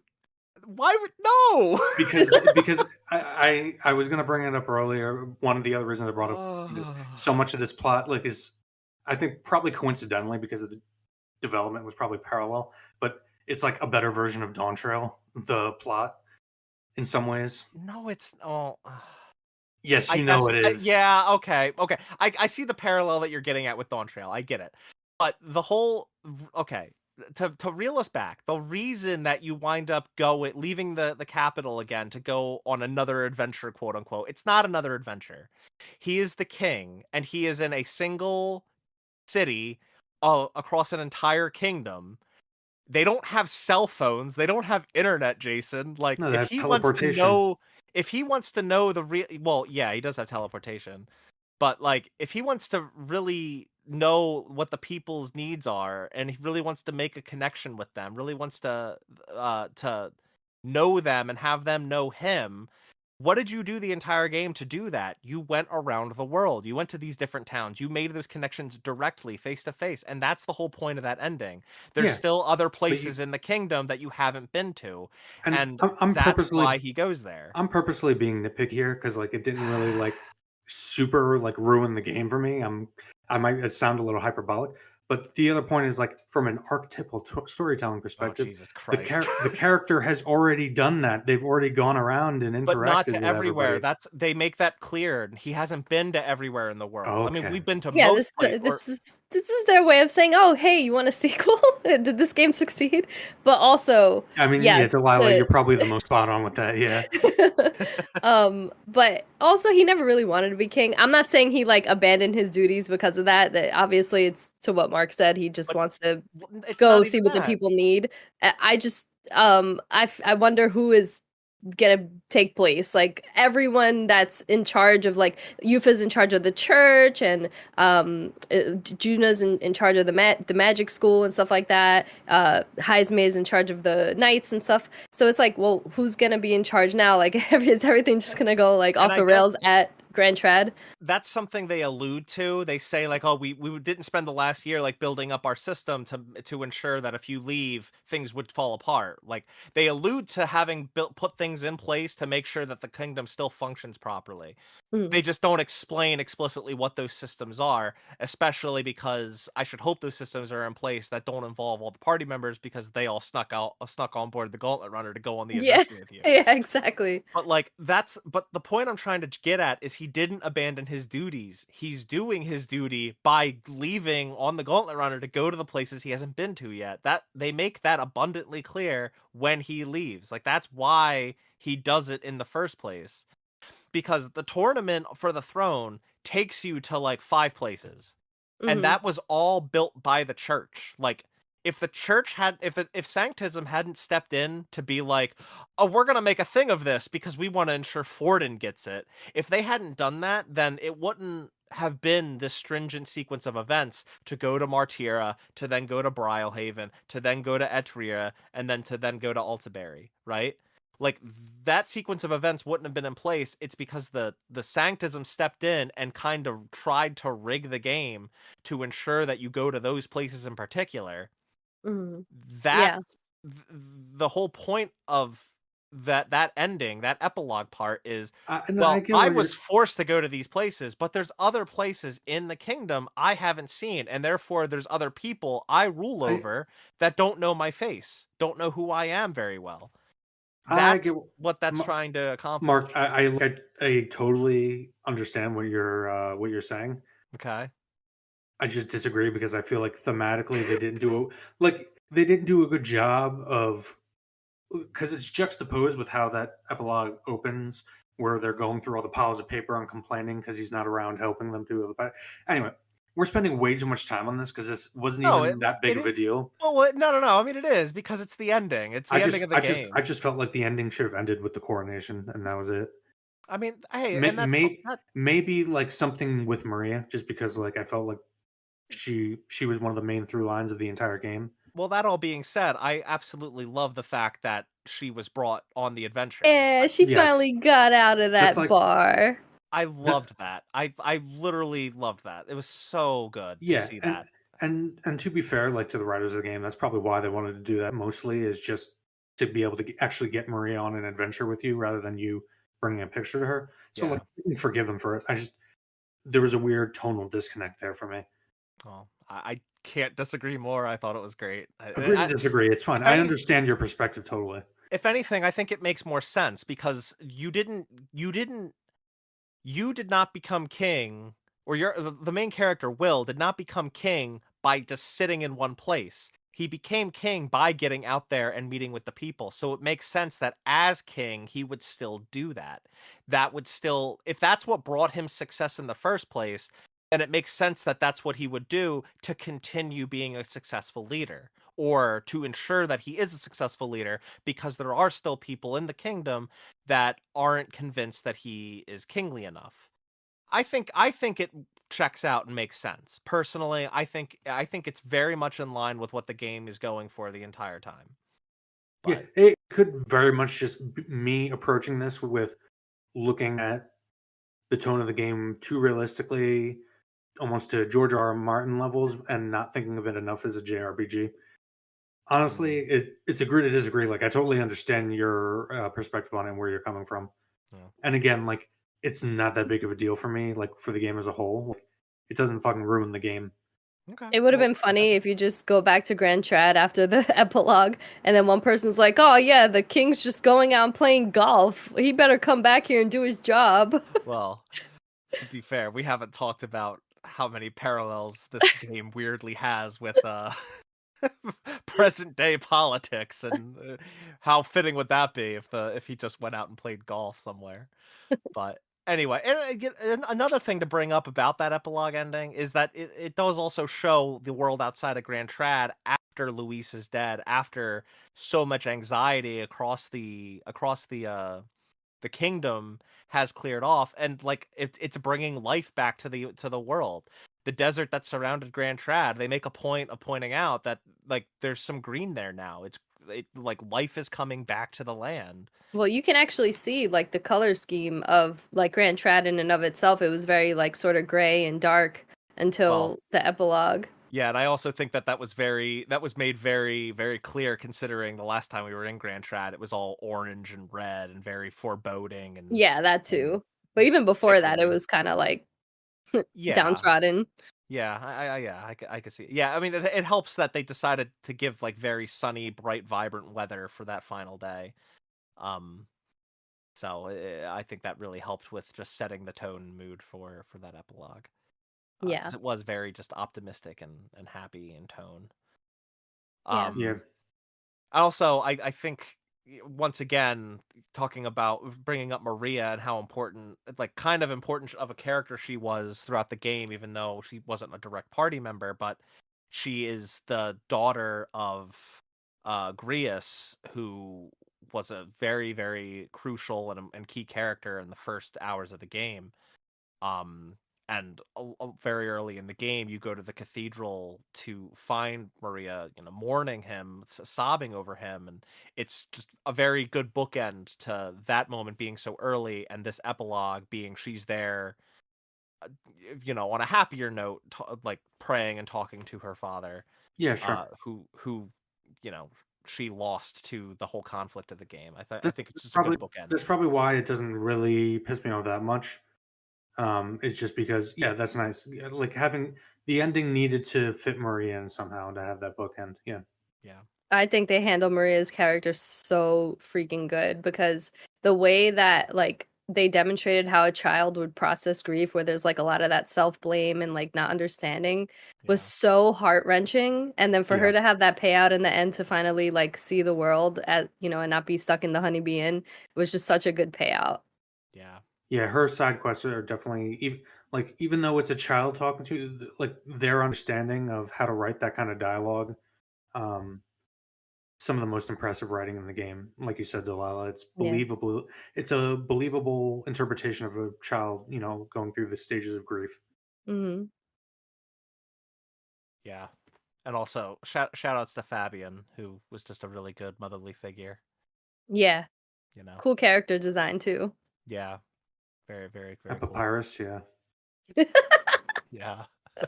All right. I think we've covered everything we need to with like the ending. I guess we can start getting into some of um the follower storylines. We actually there is one more thing. Um well, I guess we could talk about it. Oh, why don't we talk about the antagonists first, and then we can start talking about your followers and stuff.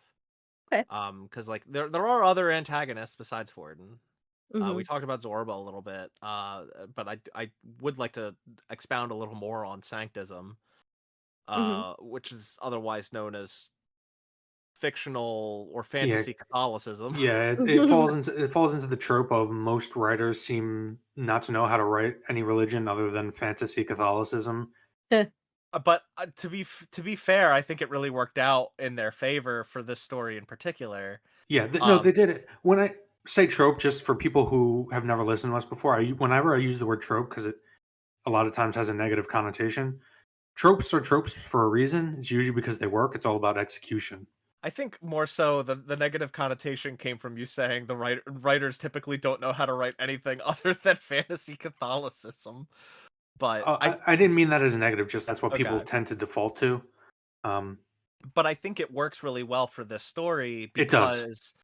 because again, like if this world is derived from our world, Catholicism is a massive religion from our world, and it worked out really well in terms of where they went with the narrative because Sanctism like kind of rigging things so that their leader would become would be the leader so that so that religion could or their religion could control the kingdom, um having rigging it so that they would have every candidate go and steal an artifact or bring an artifact to them so that Sanctism would have it. Hmm. It's like it just all cried Catholicism It so also, much, but it and it also worked out really well. it also works here because while yes, Forden is almost, if not, he's on the same level in terms of villainy as like Luis. Um, and there is all that corruption and that manipulation and the power struggle by people within Sanctism. Sanctism itself, though, is not portrayed necessarily as bad, and a lot of the people like Sanctism still exists at the end of the game, and there are good actors within it. So Hmm. It's it's not like a black and white picture that a lot of other. It's a trap that a lot of people fall into. It is Hmm. it definitely is different and better in the sense that you're right. The religion is not what's bad. It's the people that Right, are the heads of that religion that are bad. Right. It's like it's not the beliefs that are the problem. The church is the problem, and thus the right. people that run that church. Essentially, the fantasy pope is power hungry, yeah, Yeah. and But then he's got there people are under some him. people that practice sanctism in this world that are pretty shitty. Like I think Yeah, Well, of the like one of the side quests with Yufa where like they were refusing to um give the medical care to the oh god, what's the rat people's name? Heismei's Ujif. Eugene. Ujif's, yeah, to the Ujif mom, the Ujif kid's mom, because it was like uh, I can't remember, like it was like It's something like against their religion, sacrosanct. Yeah, that whole side quest is really about fanaticism, like rigid dogmatism. Yeah, which is religion, like basically. So I like how sort of layered sanctism was demonstrated in this game. Yeah. yeah. Yeah, And you also have Rella, who is like a little bit of both. Yeah, Hmm. yeah, well, I mean, Rella is a fascinating character because actually another twist that I did not see coming was that she was actually the one that cast the curse on the prince, Yeah. and you come to find out that she was manipulated into doing that by the church. She was Hmm. kind of forced to do it, and she's had to live with that and kind of dodge that. And it brought her to this extreme position of like renown, but at what cost? And eventually she succumbs to the party and allows them to kill her so that the prince can be freed of the curse and so that they have the power to defeat Luis. But what adds to the Um, complexity of all that is, despite all that, she still holds to her faith for the people. Like she Mhm. still very much is looking through that lens to help the people, even though she's done these horrible things and accepts it and lives with that guilt. So yeah, it's a very complex character. Yeah. again, I do want to reiterate, yeah, we're not saying that sanctism, the beliefs of sanctism, are necessarily bad. It's just like there's bad Oh, I don't actors even with it. know. I don't even remember what the belief, like the Yeah, I don't. actual I mean, religion is. Yeah. literally probably just sanctism cries Catholicism, Yeah. Yeah. at least in terms of how the church operates. So Aesthetically, in terms of the design, it's just, you Mhm. see it and it registers. it literally Yeah. they could literally just call it fantasy Jesus, and like it would be fine. Like, I It's get it. yeah, and they also use paganism kind of as a foil to sanctism throughout the game. So it's very much like they believe in one god, and the pagans believe in like dragon gods and whatnot. Like Yeah.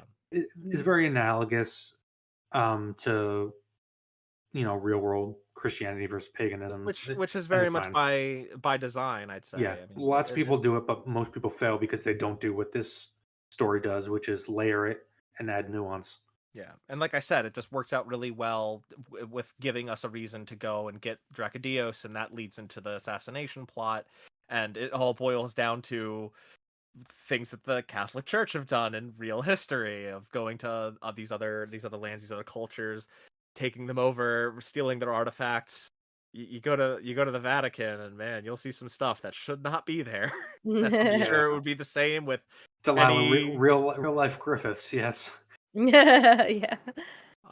so yeah, I thought that that stuff all, even though Forden and these other antagonists, so to speak, are not the main antagonists, I still think they definitely weren't mentioning because they fit into the narrative progression so well and were so important to where it leads. Yeah. I also think that fight against Rella was one of the best boss fights. And then suicide by ice. That was so cool. Like such a Yeah, badass way to go out, I feel. that was a tough fight. That Yeah. was another fight that I was like not really prepared for the difficulty spike, but at least it was just a boss battle and not like an entire dungeon, which Mhm. we'll talk about more, I guess, later. Um, but yeah, then like there's other candidates too that are obviously a little antagonistic toward you. None of them are really like too important. There's like that whole subplot toward the end with Milo, like trying to turn all the candidates against you. Oh, yeah. It's just like a side quest line. And I mean, It's not of much consequence.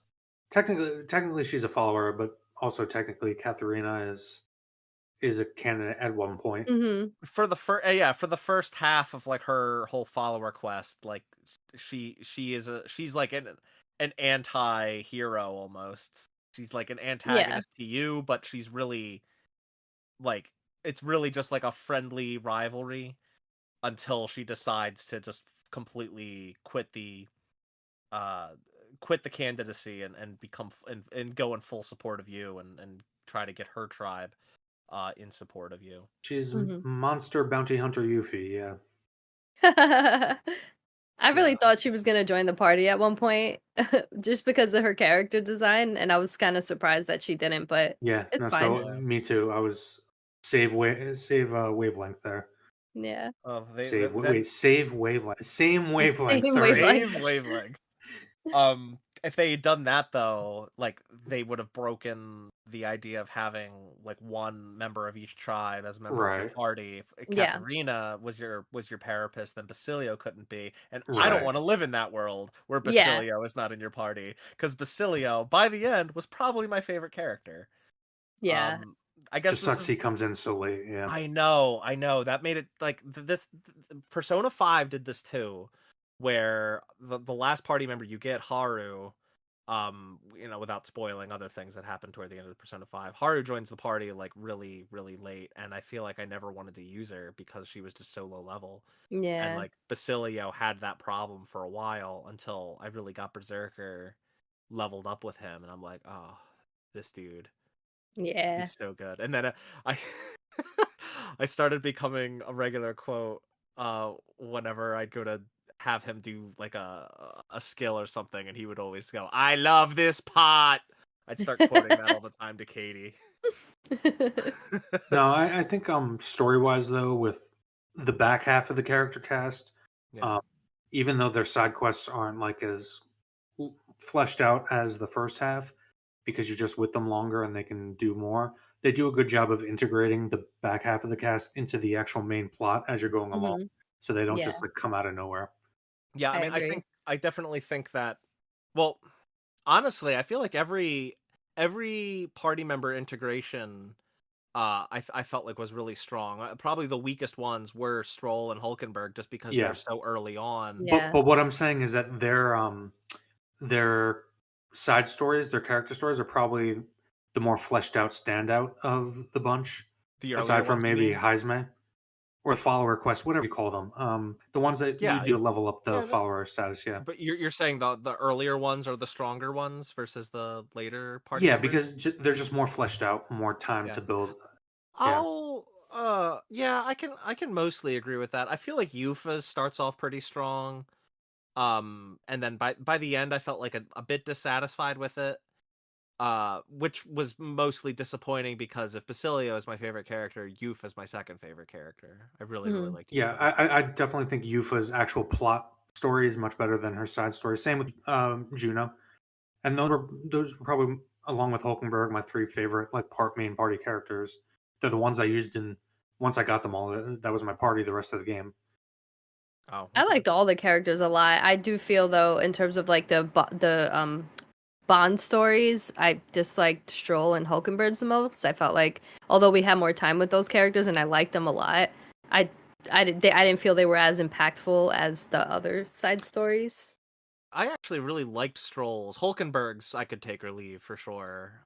Yeah, I'm not necessarily. I wasn't trying to say that they were the best. They were just the most fleshed out. Like they felt like their own stories, whereas like Juno's is kind of like a little thing that like doesn't like it goes somewhere, and you do get a little bit of character development I out of it, guess I but it's guess not as like long running like as Stroll going back to his town, his inheritance, finding his people, Yeah. getting a new like. There's a lot more to it than the later stories. Yeah, I think part of that might also be down to the fact that by the time you get Basilio as a party member, most of the other follower quests are either close to completion or completed. Hmm. And you wind up spending a lot of days in quick succession just doing Basilios, and it just that's kind true as of well. Yes. yeah, I and like he is a late party member. I feel like his storyline was, rather impactful. The whole thing with first of all, did you guys finish all of the follower? Did you rank all the followers up? Yeah. With the exception of, I think, Katharina, for some reason I couldn't do it. I don't know why. She eventually you were only able to meet with her at night. So I That don't might know have if been why. Yeah, I yeah, I don't don't know know. if that's something you noticed or didn't But pick for up on. everybody else, I got up to eight. Yeah, It's okay because I feel like Katharina's was probably the weakest of the bunch. I got her to like 6 or 7. Basically, it was about thieves with a bunch of the papyrus people.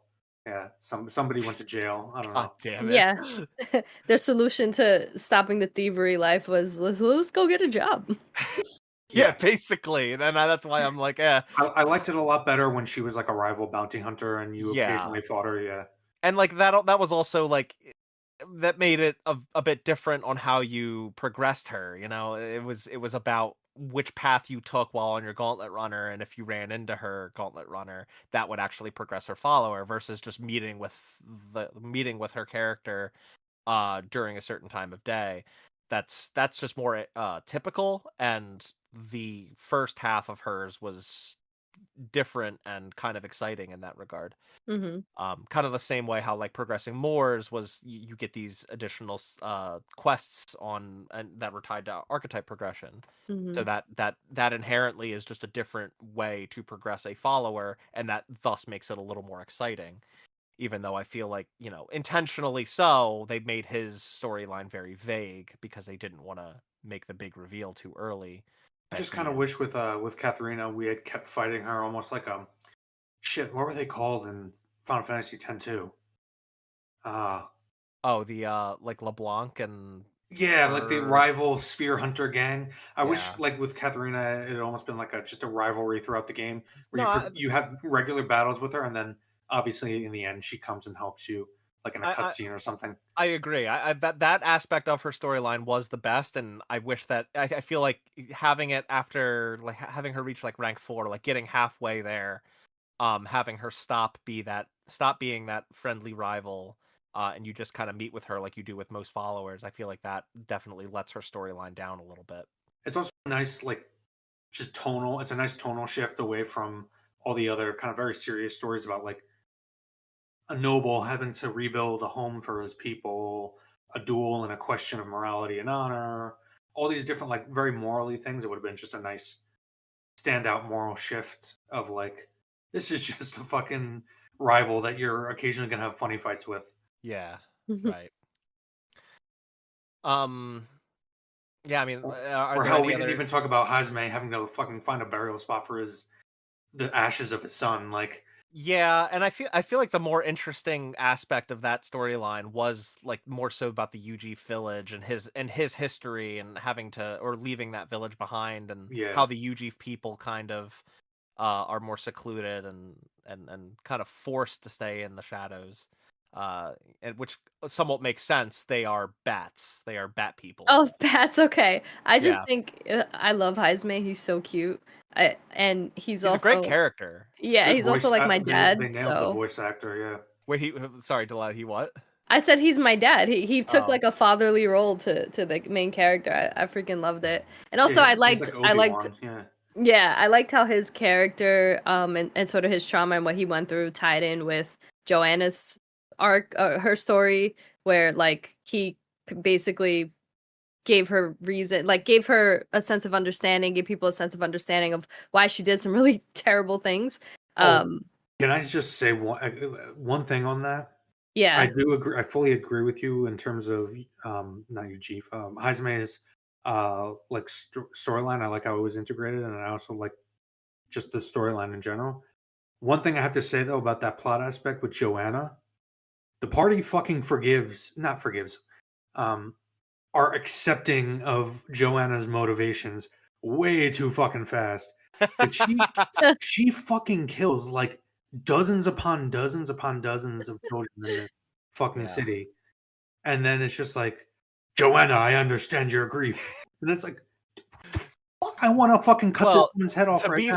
to be fair, they do understand her grief. I mean, Like they get the it's grief one part. thing to be empathetic. It's another thing to be sympathetic, as they are like almost immediately. Oh, that's okay. I understand why you murdered dozens of children. Yeah. Not even I mean, murdered, fed them to a human child. I'm not that gonna. thing was scary. Yeah, Again, it I'm not gonna was. make a huge deal about it, just because at the end of the day, I like where her story arc concludes, or Yeah. not arc, but Joanna's storyline concludes. I thought that was like satisfying and that justice was done, but she did it. It's ultimately done for a noble reason. Like, so it's more another nitpick, but like at Wait, the it's time, done for no good reason? noble reason. Oh, noble reason. Okay.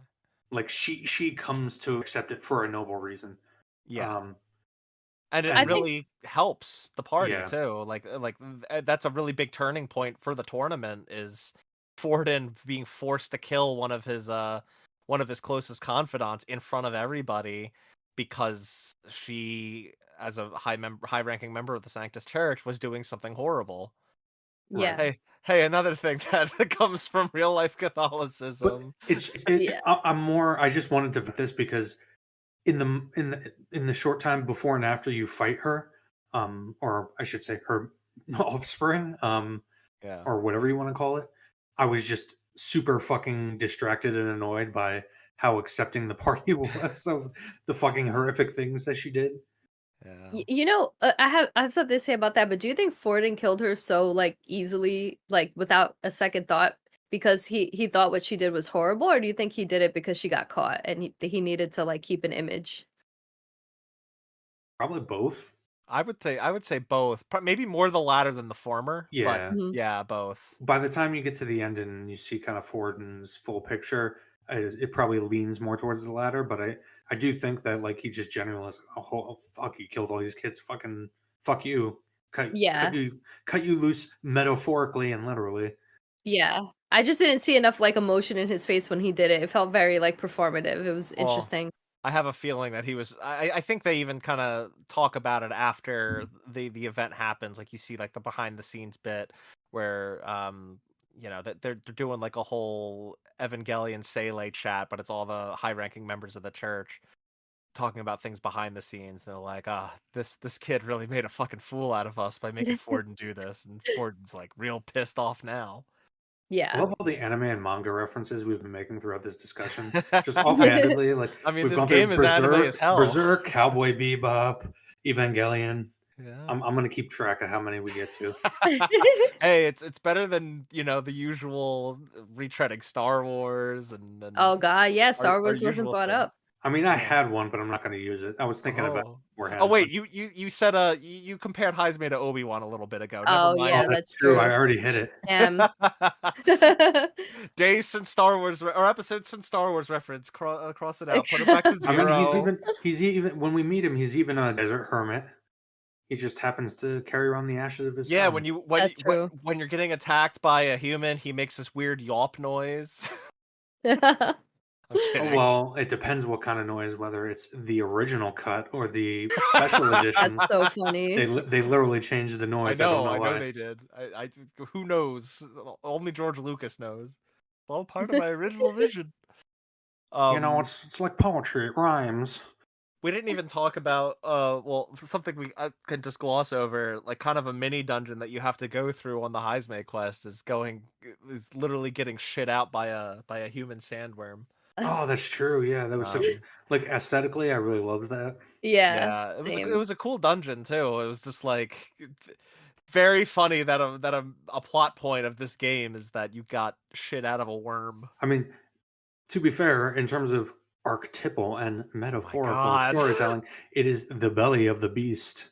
Yeah. Part of the story. You're not wrong. You're not wrong. This is what ReFantazio looks like, Mark.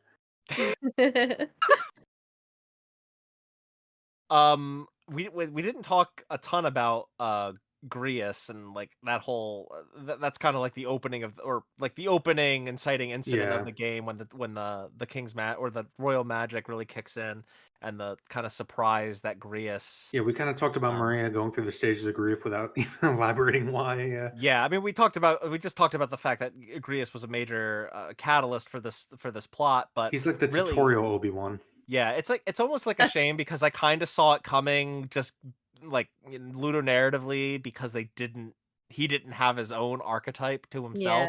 Yeah. So I'm like, okay, it kind of seems like he's gonna die then, and then sure enough, he dies. Like a red shirt in Star Trek, yeah. He's a little more than that. Let's give him a little more credit. Well, no, I'm just saying he didn't have an archetype, so we know he's the only person going down to the planet without an archetype. He's dead. Yeah, you kind of know what's coming with Grius because of the fact that you awaken to the archetype, then Stroll does, and like you can equip Grius with them, but he doesn't. Well, neither does Galaga, and she stays till then. But the difference is Galaga doesn't have an active place in combat.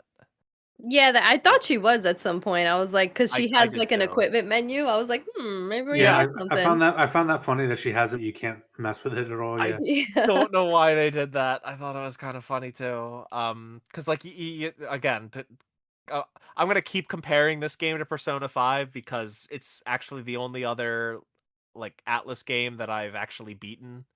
Not the only other one that I played, but I've actually beaten it. Mm-hmm. And like Morgana being the quote unquote mascot character of that game, like Morgana's a full party member with his own equipment and has a very active role in the party. Galaga is essentially this game's mascot character, but she doesn't have an active role in the party other than to supply you the mage architect and occasionally in boss fights kind of like Puck do a thing. Puck, yeah. I was making a reference you won't get, but Delaila will.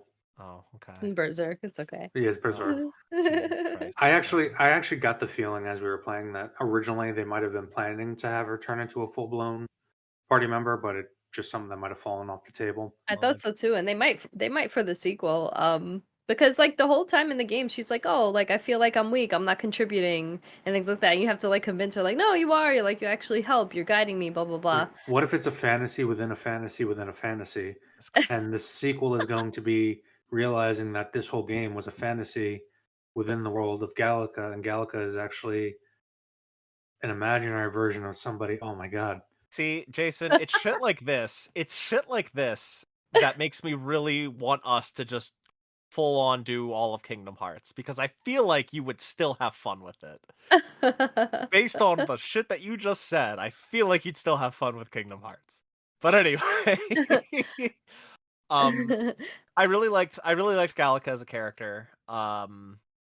I thought that since her being, the ever-present companion character, she was never annoying. She had a very good personality, a very fun banter and relationship with the main character. And a great design. I think she was a really she was a really well-designed character. So Yeah. yeah, really really See, liked Gallica. I love that I think when you finish her, she doesn't have a quest line. No, there's No, she something. just naturally Oh, levels when up you as you talk go to along the her a plot. 100 times, I think, or something, you get a trophy that The says, "Hey, Hey, listen." listen, yeah. Oh, that's funny. Yeah. Um, but yeah, her quest line is it's the arbitrary follower slash confidant that will automatically rank up as you progress through the story. Yeah.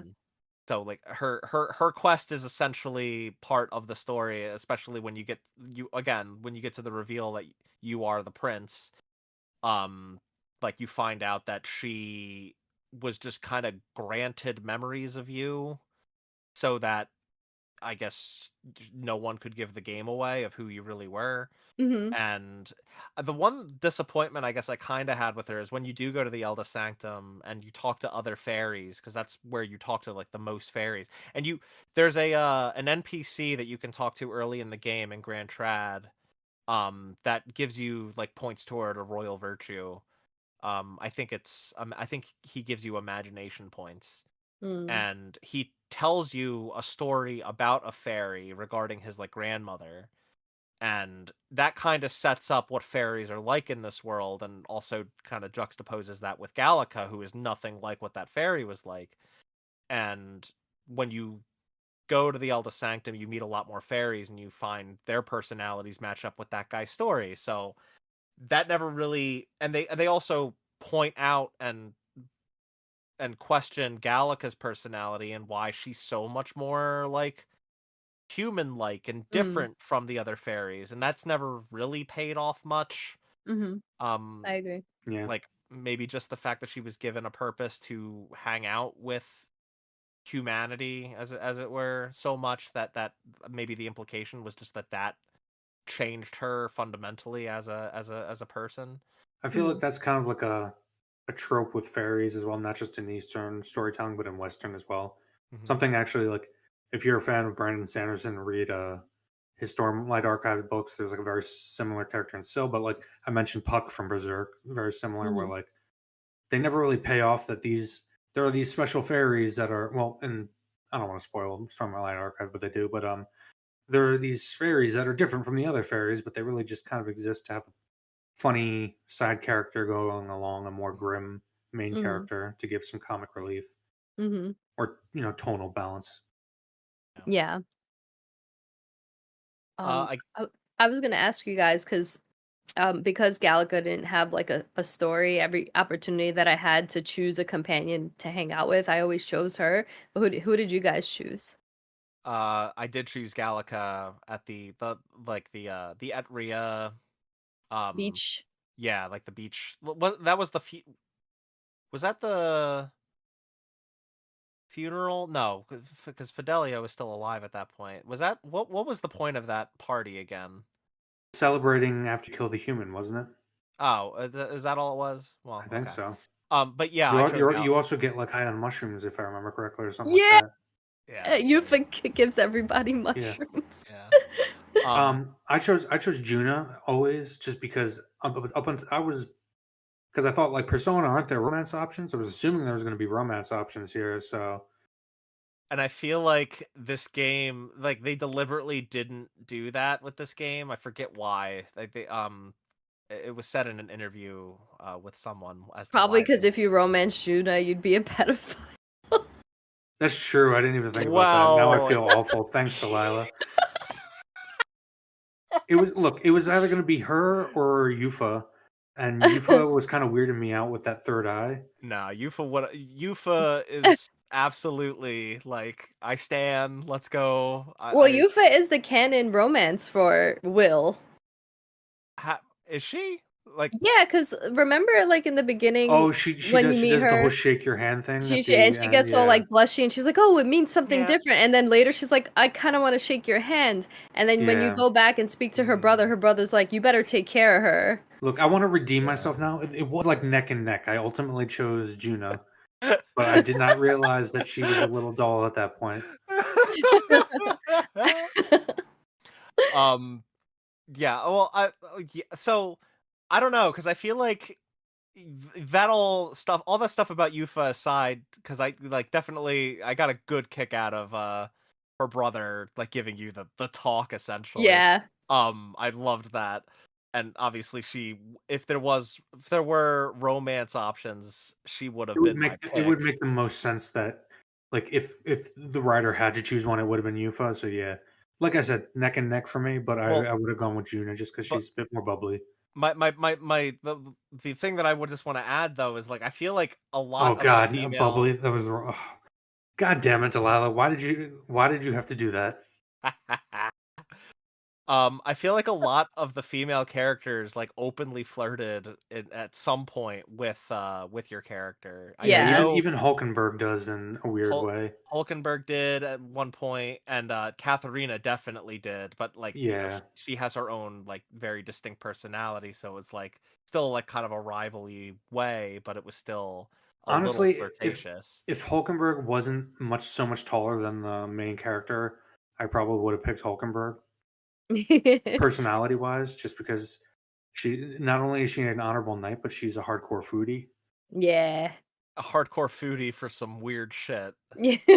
Hey man, if it tastes She might good. have roasted one of them humans you Like, fight. right before I started playing this game, I watched Delicious in Dungeon, and I'm like, man, I wonder if they were reading that manga and decided to make her like straight out of that Mm. that story.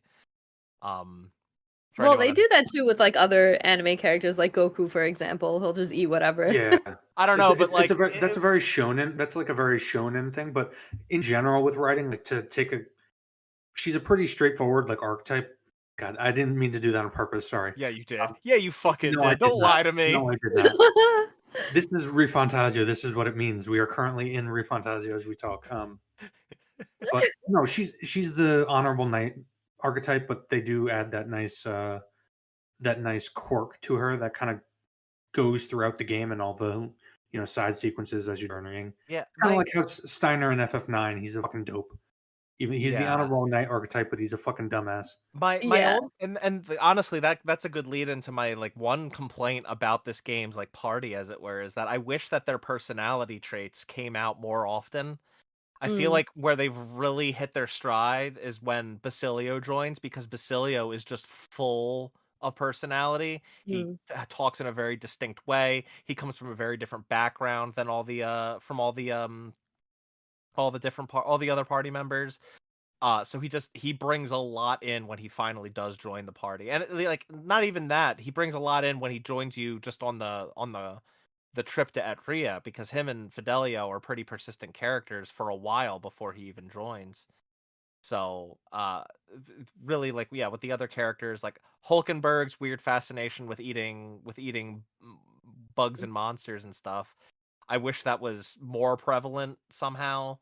Um I think that Stroll yeah. Go ahead, go ahead, Sorry. Noah. No, sorry, I didn't mean to interrupt. No, all I was gonna say, like, Stroll is just like your typical Atlas blonde-haired party member guy. Do you want to sharpen your blade? He's Yeah, he's this guy's or this game's Ryuji without like as much personality, but like it's yeah. not to say that that's not to say Stroll doesn't have a personality. He's just very much a yes man to the player, Protagonist. Yeah, and in a lot of ways it's good because it's good to have a character that is that close a friend to your main character, and He Stroll just really doesn't. fits that bill. He just doesn't have like Hulkenberg. It's not even just that she's a foodie. She likes to play chess. And, like there are all these things you learn about her just from doing Dude. the like well really mandatory side content of building up Hmm. all your stats by doing various activities as you're on your journey. But you're right. Like Stroll doesn't really have anything that immediately jumps out Nothing like it's that. like nothing too distinct about him. Like he doesn't say "for real" every 5 minutes like Ryuji did, so Right. but Or like he is this game's token, like, blonde-haired boy. or Yeah. you Jeep just like always being on the lookout and always Izme. being I'm sorry, Heismay, sorry. Always being on the lookout, always like being super paranoid and like his head flips, he can hear things further away than Yeah. Well, everybody. he does have big ears. It's like it's cool how they tied that character trait in with like his actual trait race. I don't want to say racial character, but it is. It's like they can hear better than everybody else because And not only that, is that's how they draw him out too, by grabbing a bunch of things and making a lot of noise in the cave to irritate him enough. And, like, Yeah. yeah, that's where they all start shouting things about each other, like, in an effort to, like, let out some steam, and they're like, "Wait a second, what did you just say? Oh, wait, we gotta keep right. making noise." That was Yeah. a really fun moment. I think the reason why a lot of their character traits didn't stand out as much is because not many of the characters had interactions with each other. Like maybe you saw Mm, like Yufa and Juna sitting together on the Gauntlet Runner and stuff like that, but you didn't really have like inter-character dialogue except with your own character. right. It was the Um, protagonist always. He never had yeah, like it wasn't like just gonna like Mass Effect some of the like political arguments right. that in world politic arguments that like different characters in your party will get into, and you have to like get Yes. in the middle of. Yeah, Yeah, absolutely. And Stroll had some like banger lines at the end when he was talking to Luis. Like he was saying some things that I was like, "Damn, Stroll, okay." He's like getting this started. he was He spitting facts. Yeah, Yeah, spin facts. So many of the performances in this game were amazing. It's Yeah. like I it's said before actually they nailed. I was about to say Eugene again. Heisman's voice actor, like but that voice was like perfect for that role. Yeah, even Yeah. Stroll, like a lot of his just like combat voiceover, like his voice actor gave it his all in that yeah. Yeah. performance. And like it's kind of a shame that like no one in this game got nominated for best performance at the Game Awards. Cause like Yeah. so many of the performances are so good. I know. Same Um thing with Black Myth Wukong. Like there I think because of the different like probably a lot of people will be playing it in Japanese or Chinese for Wukong. yeah. They probably couldn't choose that, which kind of sucks, right? Because like a lot of these even English speaking um voice actors for these games, even though it has other voice actors in a different language, are really, really good. I mean, yeah, it's not the Honestly, case where he's not a party member, but Fidelio's voice actor, I think gave yeah. maybe one of the better, if not the best performance in the whole damn thing. Yeah, And like yeah, I mean, we Yeah. don't live in a world anymore where the dub is inferior. Like it's just that's just not the case anymore. Not Sometimes the anymore, dub yeah. can be incredible, and I'd say most times nowadays the dub is worthy of your time, and this is definitely a case where the English voice cast is just so good. Um, Yeah. I want to keep moving through the rest of the followers. I guess the last like party member that we haven't really talked about. He's not like another party member that's not really a direct party member, but Nuris, who's your Gauntlet Runner pilot. He's the Ishkia that just stays on the ship, but he still has a storyline. I feel like it kind of falters at the end, and I found it a bit disappointing in how it concluded. What did you guys did you guys finish his yeah. follower So quest? remind Yeah. me, somebody He steals all the artifacts, and then you go and just fight them and get them back, right? That's pretty much it. Yeah, it's another candidate that I think was trying to bring them to Luis so he could prove himself useful. Oh, that's And right. He almost makes a weapon of mass destruction with it, and this yeah. yeah, and and then the decides to destroy it. yeah, that's basically his but like the his quest like kind of starts off with like this setup about someone he used to know, and like all this like intrigue about these relics, and that never really comes back. It's She's just super tragic too. Yeah. Yeah, He's basically like his entire life he's just been getting fucking betrayed left and right. yeah. So I kind of expected more payoff there and we didn't really get that. It kind of just went into a conclusory direction, like just so that they could finish it up Right. It's and basically just like, oh well, I'm with you now, and I'll never betray you, so it's all good yeah, now. Yeah, yeah. he was like he reminded me of a One Piece character a lot. Mm. Just like his design and the way Add, he talked. add that to the anime list, Jason. Oh yeah. No, we're on 4, yeah. Well, I And also there brought was up. Did you mark Delicious in Dungeon? Because I brought that one up too. No, I didn't. I don't even know what that is. So Okay, 5 then. so 5. There you go.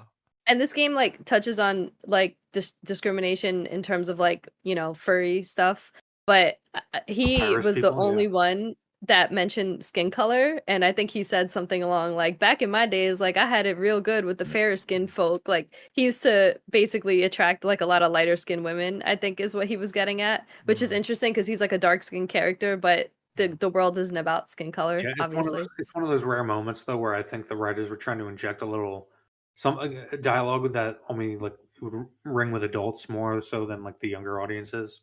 Yeah. Yeah. And he. I mean, a lot of his dialogue was fun. I've never Yeah. heard someone say "bally ho" as much as Nearest, or end normal sentences by saying "what." He had a very distinct way of talking, and I really enjoyed him for that. Yeah, he's Well, a nerd. yeah, and it's fitting to give him that kind of like British accent, like give him kind of like a Doctor Who type feel. Yeah, he's got a very like, yeah, he's got like a very, I guess like some sort of like very classic British, like eccentric kind of personality and accent to him. I kind of reminds me of the professor character, from Disney's Tarzan. Even down to the mustache, I'd say. Uh, he's got one killer mustache. Yeah. Uh, all right. So some of the other followers. I mean, we talked a bit about Maria, at least in terms of the main story, but like with her follower quest line, it was mostly just about trying to. She's an interesting character and an important character because she's the only well, I guess I can't say the only mixed tribe character because technically I guess you're the main characters of mixed tribe, um being Elda and Clamar, or being born of an Elda and a Clamar. Yeah. But for Maria, like she's heavily like kind of bullied and ignored by the kids in the neighborhood, and you kind of help her get some confidence to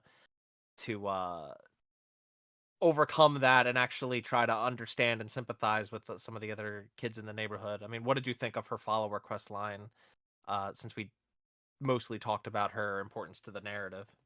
I mean, it was a good quest line mostly to show how fucked up this world is. Like Yeah, literal hungry children in the streets being treated like crap because they're mixed or because they're of a specific type of creature person thingy.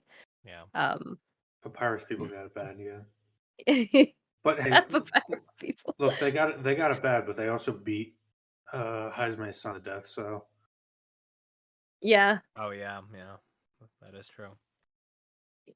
Um, with the other ones that we have, I mean, I really Barden's quest line is another one that I could kind of take or leave. I wasn't like it was more so it was like I guess kind of a parallel to you in that you're learning to kind of fulfill a leadership role and you wind up having to teach a grown ass man how to do that Mhm. and point out his faults and his failures. yeah, I more just enjoyed Barden when he was kind of like popping in here and there along the like he's like the Sanctus Crier who's announcing, you know, all the tournament stuff. But No, then that's oh, am I thinking of someone else? Who am I thinking of? yeah, what is his name? I man, I completely forgot of him as a fucking character.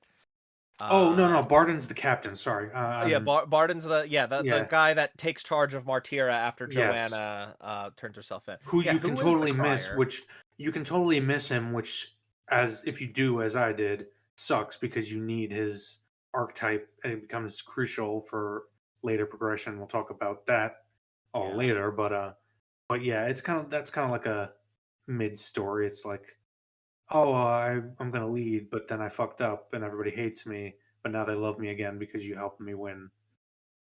the crier's name is Batlin. Yeah. And yeah, I'm kind of surprised he didn't become a follower, because he had a pretty solid arc of his own, being sanctioned by the Sanctus Church, and like the official crier of the tournament. And like the more that you do and the more that he witnesses, he really comes around to your side of things instead of the church's. And He I comes think to that's a parties with the really, mushrooms on the island. yeah, like I feel like he was a really fun character, brought a lot of levity, but also had a very, very a very meaningful arc all on his own. I'm kind of surprised that, well, I guess to make him a follower would have meant that they needed to think of an archetype that would fit with him, and I don't know what they could have done to do that. So I guess that You can't really use Bard because you already have the masked dancer. yeah. Mm. But the last two that we haven't really talked about at all, I actually loved both of these, was Brigida and Alonzo. Did Mm-hmm. you guys? Oh no, Jason, you said you didn't finish. No, I finished Alonso. Okay, which one didn't you finish again? Katharina. Katharina. Okay, right. Um, so yeah, we already talked. Like, we find out Brigida's dog did survive the whole ordeal, but I really liked her storyline, kind of being this being affected by conflict with the church, and selling weapons that she hates just to get by in the world. It's Mm-hmm. like, I felt like it was a really, really good story, and the conclusion of her housing the kids, I thought was really meaningful. And he Pretty Yeah, and much. then becomes the biggest toy salesman of yeah. Yeah. Basically Fred and George from Harry Potter. But I also thought it was a really clever way to do world building of Mm-hmm. like trying to explain how like these igniters and these magic tools are kind of almost being monopolized by the church, kind of like very cleverly layered in without having to sit you down and tell you straight up. it's like an idea almost of like, it's kind of twofold, because it kind of has parallels with just like arms dealing. Obviously, Brigida Yeah. is like directly an arms dealer, but there's also like kind of a through line with like drug trade in there, because the whole point that the church is trying to do with the igniters is make people reliant on them, so that Mm-hmm. they can really have control over the people in that regard. um I think it's, Well, it's that's the cool. thing about archetypal storytelling, Mark. Oh, It's I thought you were gonna say, applicable. that's the thing about metaphors. No, but they are They're a metaphorical and can metaphor be for and can drugs. be and can be applied to anything. As Tolkien would say in his essay on fairy stories, they are not analogies. They are applicable. It uh, the whole like igniter versus like using your magic without an igniter reminded me a little bit of Final Fantasy 16, like how much people who could use it without the tools were like feared and stuff like that. yeah. It's like almost as if they created it so that people couldn't figure out that they can use their anxiety to become super powerful. Yeah, but it's like but the difference though is that, like, I feel like people aren't scared of you once they realize that you can use magic without an igniter. They're more so just like surprised and like, "Wait, how did Yeah. you do that? That's amazing. Mhm. That's crazy." Um, Kind of gets so forgotten like pretty quickly into the story. yeah, igniters are kind of, I equipped one pretty early on just because I got one from a random drop, and like I didn't have many accessories. So I was like, "Oh, this will be useful." And then once I got Oh, stat boosting accessories, I never used an igniter yeah, no, again. no, I agree with you on that in terms of gameplay. They also, I didn't mean it in terms of gameplay, But like but you are narratively right. speaking too, like they kind of Yeah, fall off as like any as a narrative device too. Like for sure, yeah. I agree with that as Like well. people like kind of just forget that you're actually using these archetypes in terms of Hmm. the world. They stop remarking on it. Yeah. Yeah, yeah. And then Alonzo, being the last arc, or the last follower we haven't really talked about. I really liked his storyline a lot. I thought he was a great character. Um, Yeah. yeah, Definitely another one of those characters, one of the few characters where you're not starting at idealism and you're going from pessimism to not yeah, necessarily idealism, but like some sort of mixture. yeah. It's almost disappointing that the conclusion is that he like Didn't sacrifice himself. Yeah. did just, or just generally didn't actually die. um and that it was all another ruse. I thought it was kind of cool because it was kind of reminded me a bit of the Prestige Mm. I haven't seen The Prestige. Oh shit! Yeah. God it's damn okay. it! I'm not gonna. I I'm didn't not gonna actually. remember that. I Don't didn't worry. actually say anything, but you really should watch that movie if you haven't I seen it. know. I know. It's one I of know. Christopher Nolan's best. Yeah. It's yeah. It's on my list. It's on my list. And Alonzo's lying to you to the very end, even though you found out that he actually is still alive because he never revealed his true form. Yeah. Yeah. That's true. That's okay. I don't That know. would I have been cute though. thought it was really scary when Juna did that. I'm like, how do you tell the difference between a child and an adult? What do you Well, call those? technically, they're not Nydia. children. Nydia, yeah. They're like an entire race. They're Yeah, just like a race of doll people. they're not. Yeah, they're not like Juna is like she's old enough to be the age that she looks when she's in like adult form or whatever. It's just that they do that to mask what they really look like, which is just tiny little doll people. But do like the doll children look the same as the Same doll children. adults? God damn it! Please. He's never gonna live it down. I'm saying like it's okay because Juna flirts like hell. Juna probably flirts the most with the main character. Oh yeah, and Yeah. he's hot for it too. He goes like that a bunch. And Yeah, she so come on. and she gives you shit when you turn her down, like in terms of like when you ask her to do something and you say no. Yeah, like all the characters kind of get disappointed, but she definitely goes the hardest. Yeah. Yeah. But, what I mean is that like if Juna and Alonzo had a child, right? Would they all look the same? I need to understand the Nydia. I don't think this is what the developers intended. I don't know. Let's call up Hoshino-san and find out. Yeah. I don't think this was supposed to be the main takeaway of this story. I mean, maybe this is why they hammered it in so much towards the end, so this wouldn't happen. We're just asking the real questions on spoils, all right? Hard hitting ones. Okay, so, man, we've talked about a lot of stuff. I know there's just so much to talk about in this game. I know. I guess the last thing, like kind of narratively speaking, I would like to talk about is I guess a little bit about the humans. I came to find out that like a lot of their designs are actually based on Hieronymus Bosch's art and a lot specifically the Garden of Earthly Delights. When I saw images of that painting, I was shocked that like some of the boss fights or some of the enemies, just general human enemies, are just straight ripped out of that work of art. Interesting. Yeah, I don't know if you guys took a look at that at all or saw or are familiar with that at all, but no, but all of it's nightmare fuel, so that's pretty cool. A lot of it, and again, Delaila will probably get this more than you, Mark. A lot of it felt like some kind of cross between Looney Tunes and Berserk. Like it was almost honestly, a more cartoonish version of Berserk monsters and demons. Yeah. Especially when to kind of call back to this that I brought up earlier in the episode, like especially when you get to the Joanna's baby boss fight. Yeah. I was like low key shocked that this game was rated T for teen. Yeah. Like, I got to that boss fight, was like, they really let this go with a T. That's nuts. Yeah, that whole enemy design and the way it sounded throughout the dungeon just reminded me of Resident Evil 8, the dollhouse. I was just like, oh my god.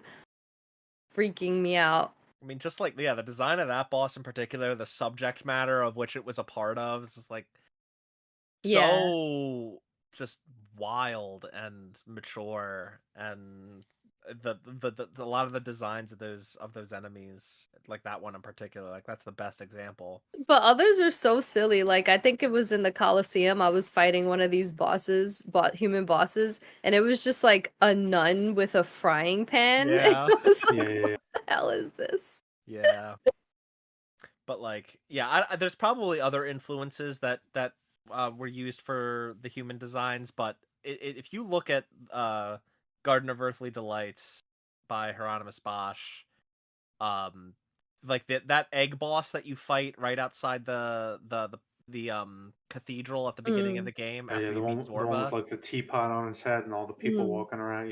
Yeah, and it's his body's like an egg.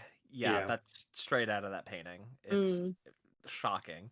Cool. So check that out. I mean, like I said, there's probably other designs, or design influences, but I found that really fascinating. Yeah.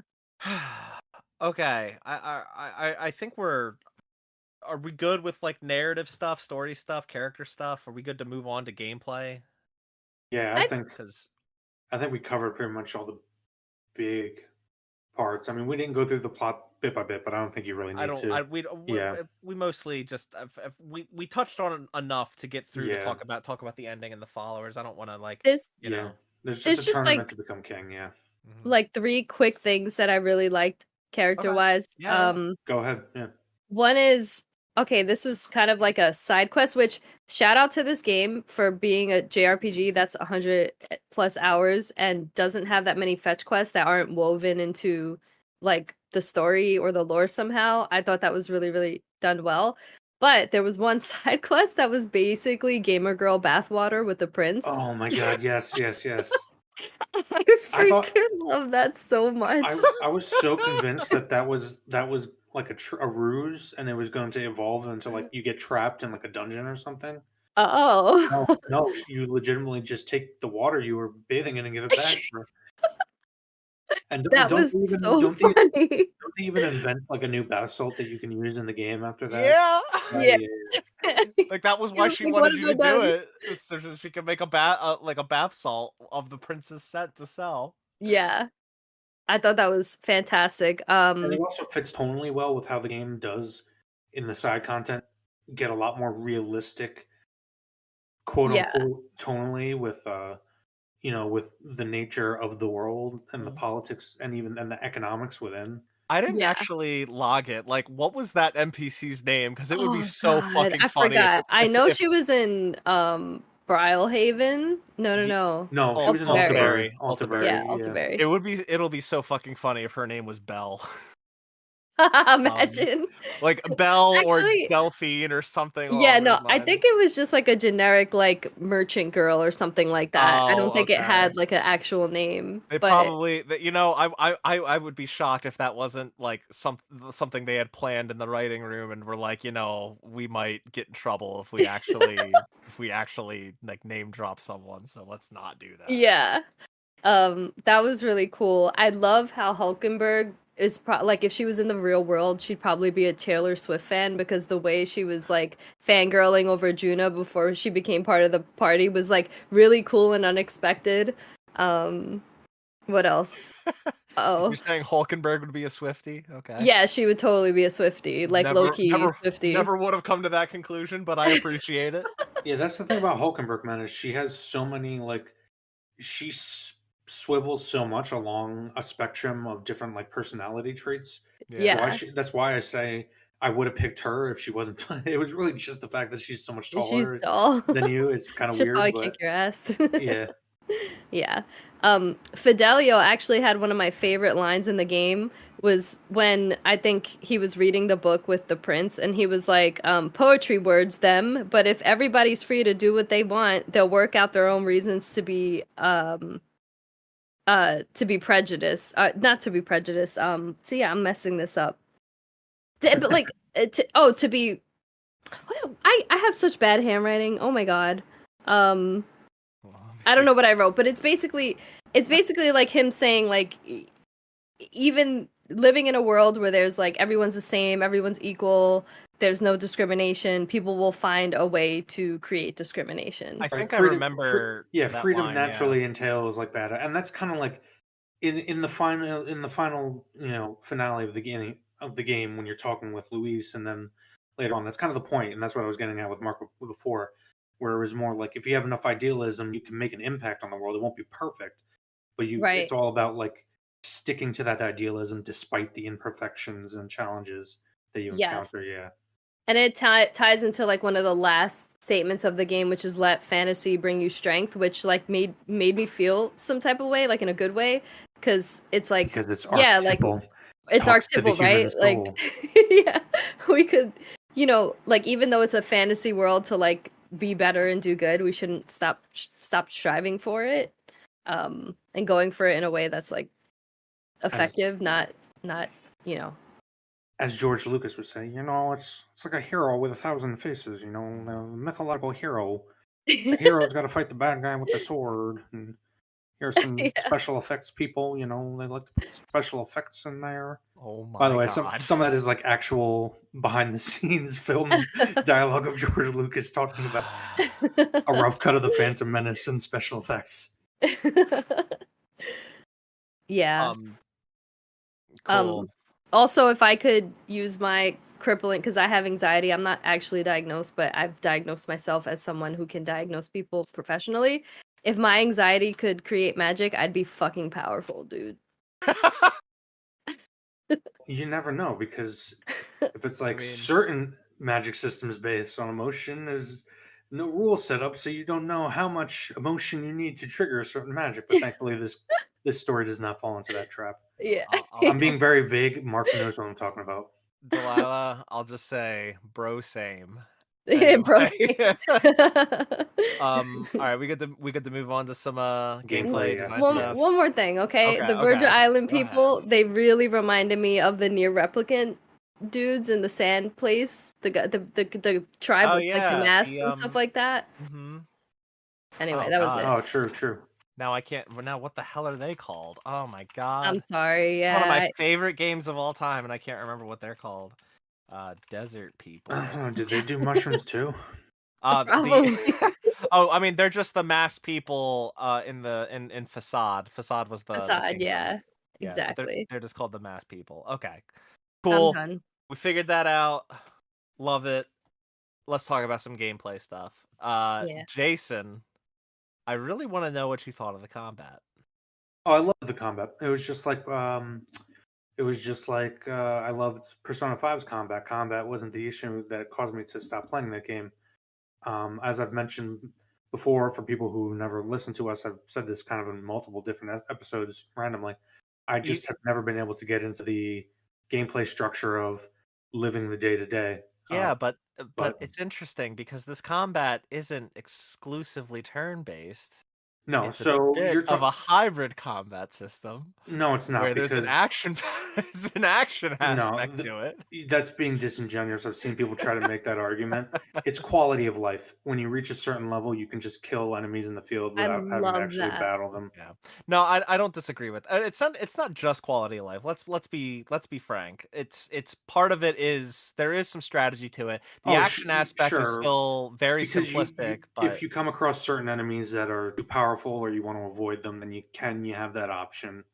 I mean, if I ever got into a combat scenario where either I was ambushed or I accidentally pressed the triangle button to start a squad battle, I would escape that battle until I And could then, stun the enemy, because the health difference between a fully like a fully healthy enemy and one that you just spend a few seconds whacking with your sword until it's stunned is like too massive to not just escape the battle. and depending on where you're at and the level difference, if you get ambushed, and this can actually get annoying in some dungeons because of the way enemies can attack in like the real time combat. But if you get hit and ambushed, um, you can actually get, just without any input of your own, fucking KO'd just by RNG critical hits and weaknesses and whatnot.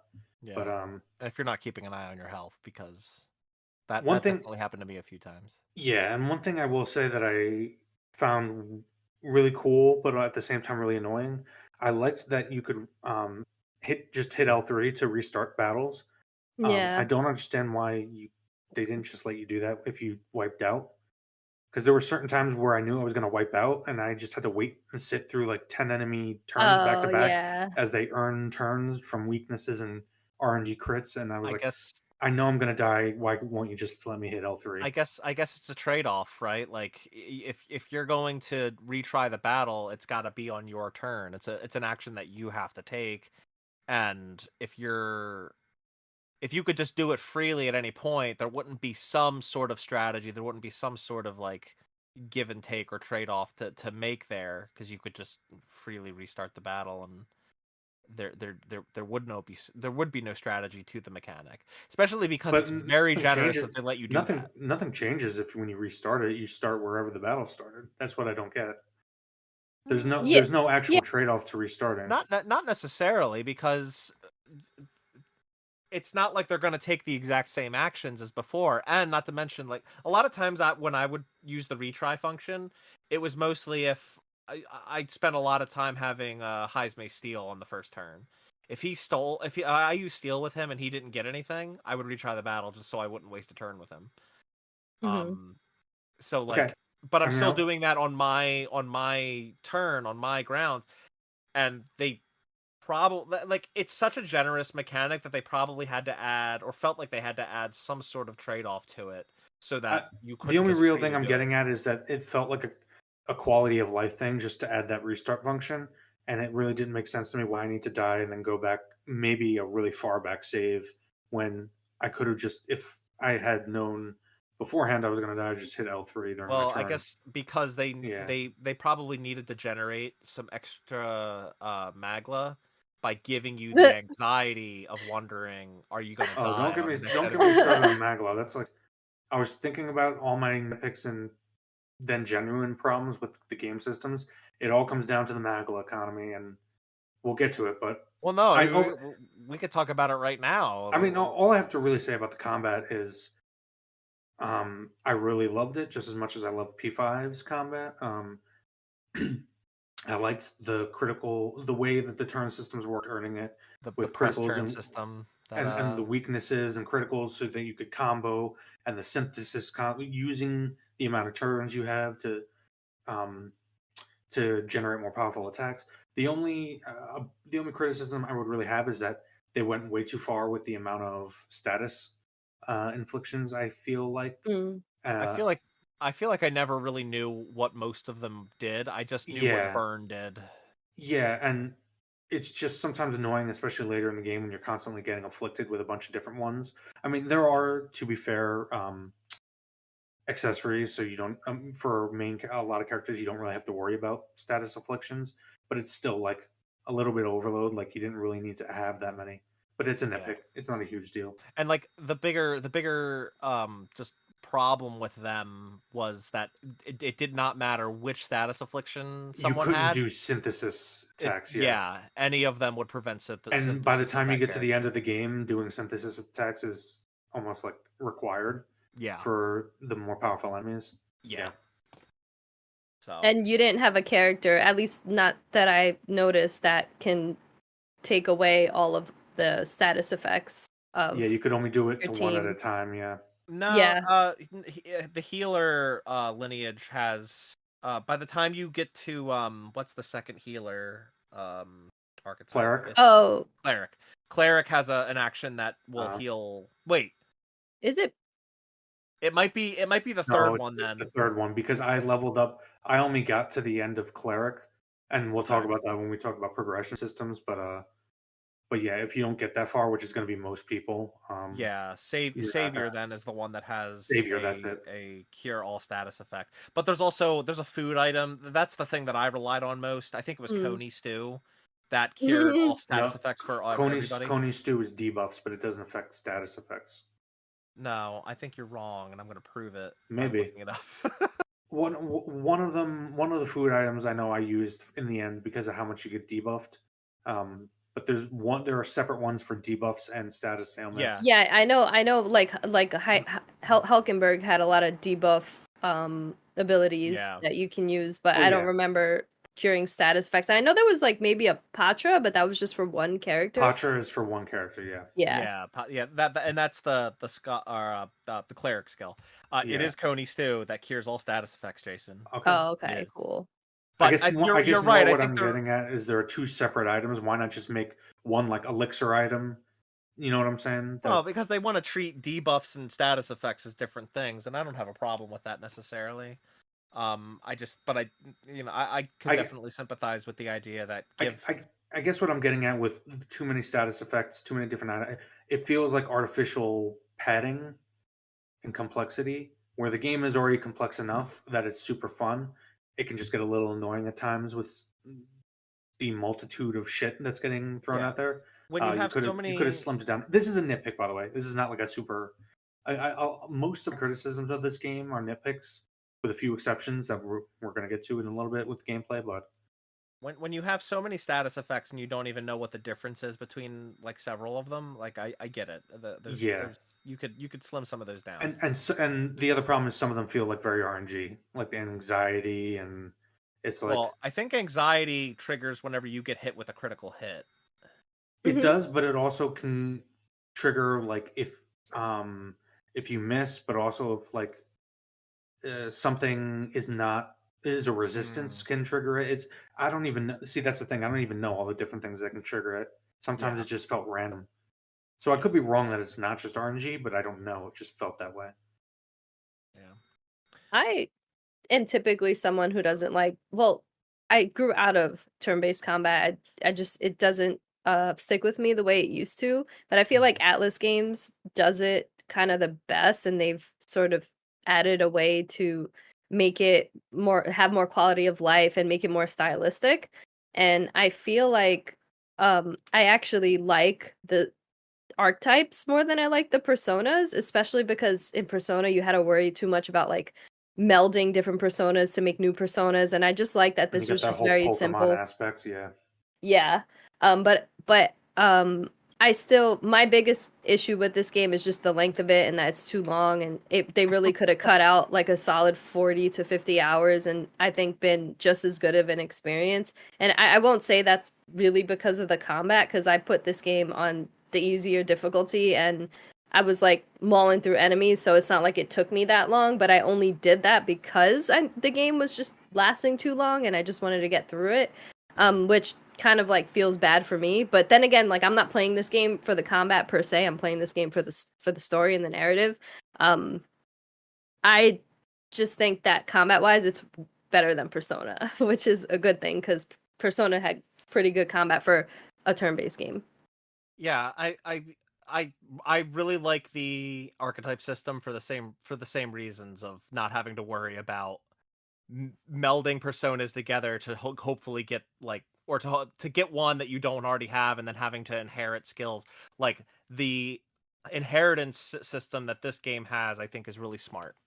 Mm. Yes. You unlock a skill and like you have it for every archetype for that character, Yeah. and it really Yeah. lets you like subclass and like mix and match things but and you still have to progress the character in that archetype to that point where that skill unlocks for them, and then you have to pay extra to unlock it for everything. I think it's a really really cool system. I think it worked really well. My only issue with it is that there are a lot of archetypes, Yes. and I've And you in spite need of you're required to go multiple levels deep into basically useless classes. Yeah. A, to unlock progression in other classes, and B, a lot of the different classes you're really only unlocking certain levels for like one, maybe two skills to inherit. Mm-hmm. I mean, I don't think they're useless. Like, I think every time I unlocked an archetype for a character, it was for a purpose, and that purpose was fulfilled. Like, I think giving these other archetypes to other characters, even if it's just to get a skill, like that in of its own right is important.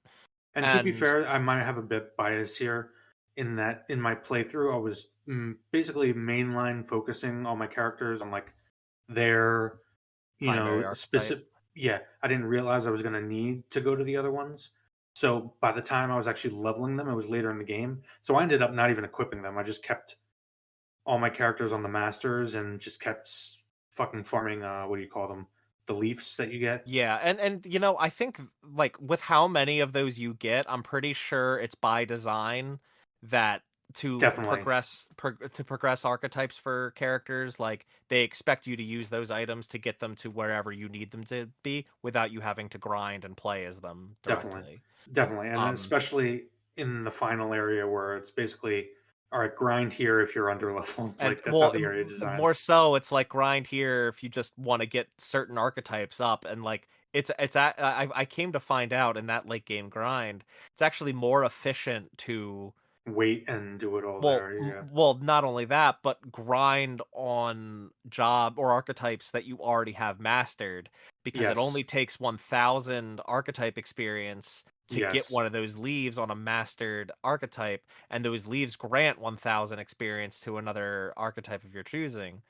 Let me put it to you this way: when I went into that area, I was not only that final area, Tyrant Star. I was not only under leveled by, according to online, like 10 or 15 levels somehow, but I only had one royal archetype, the prince, that you get automatically through the story. Yeah. By the end, I had almost all the royal archetype. Yeah. Oh, I spent the time to get all of them. Yeah, for sure. I Or actually, not all. I had the 4 characters that I actually used in my party. I had all. I didn't get all 8. Oh, Yeah. I got all of them. I was annoyed because there was a trophy to get every single archetype maxed for the main character. Yeah. And I was just like, oh my god. So I used all of those items to max them out and use that entire section to grind them. And in turn wind up getting the mastery for the royal archetypes, but it was so annoying to farm it. I hate farming nowadays. It's just I thought it was there's some spots in that final dungeon that are just really, really good for farming. And when you kill the this whatever they're called, the things that spawn monsters, they gave you like 3 of the biggest XP. And I'm trying to think of archetype, whatever it's called. Yeah, XP. The lead, yeah. And those things actually respawn, unlike other dungeons where they don't respawn. Right. Which was nice. And in that final section, you can infinitely go back, rest, and buy infinite MP things, which is, aside from progression, probably my biggest problem with this game. There really isn't a reason to handle MP the way they do with limited.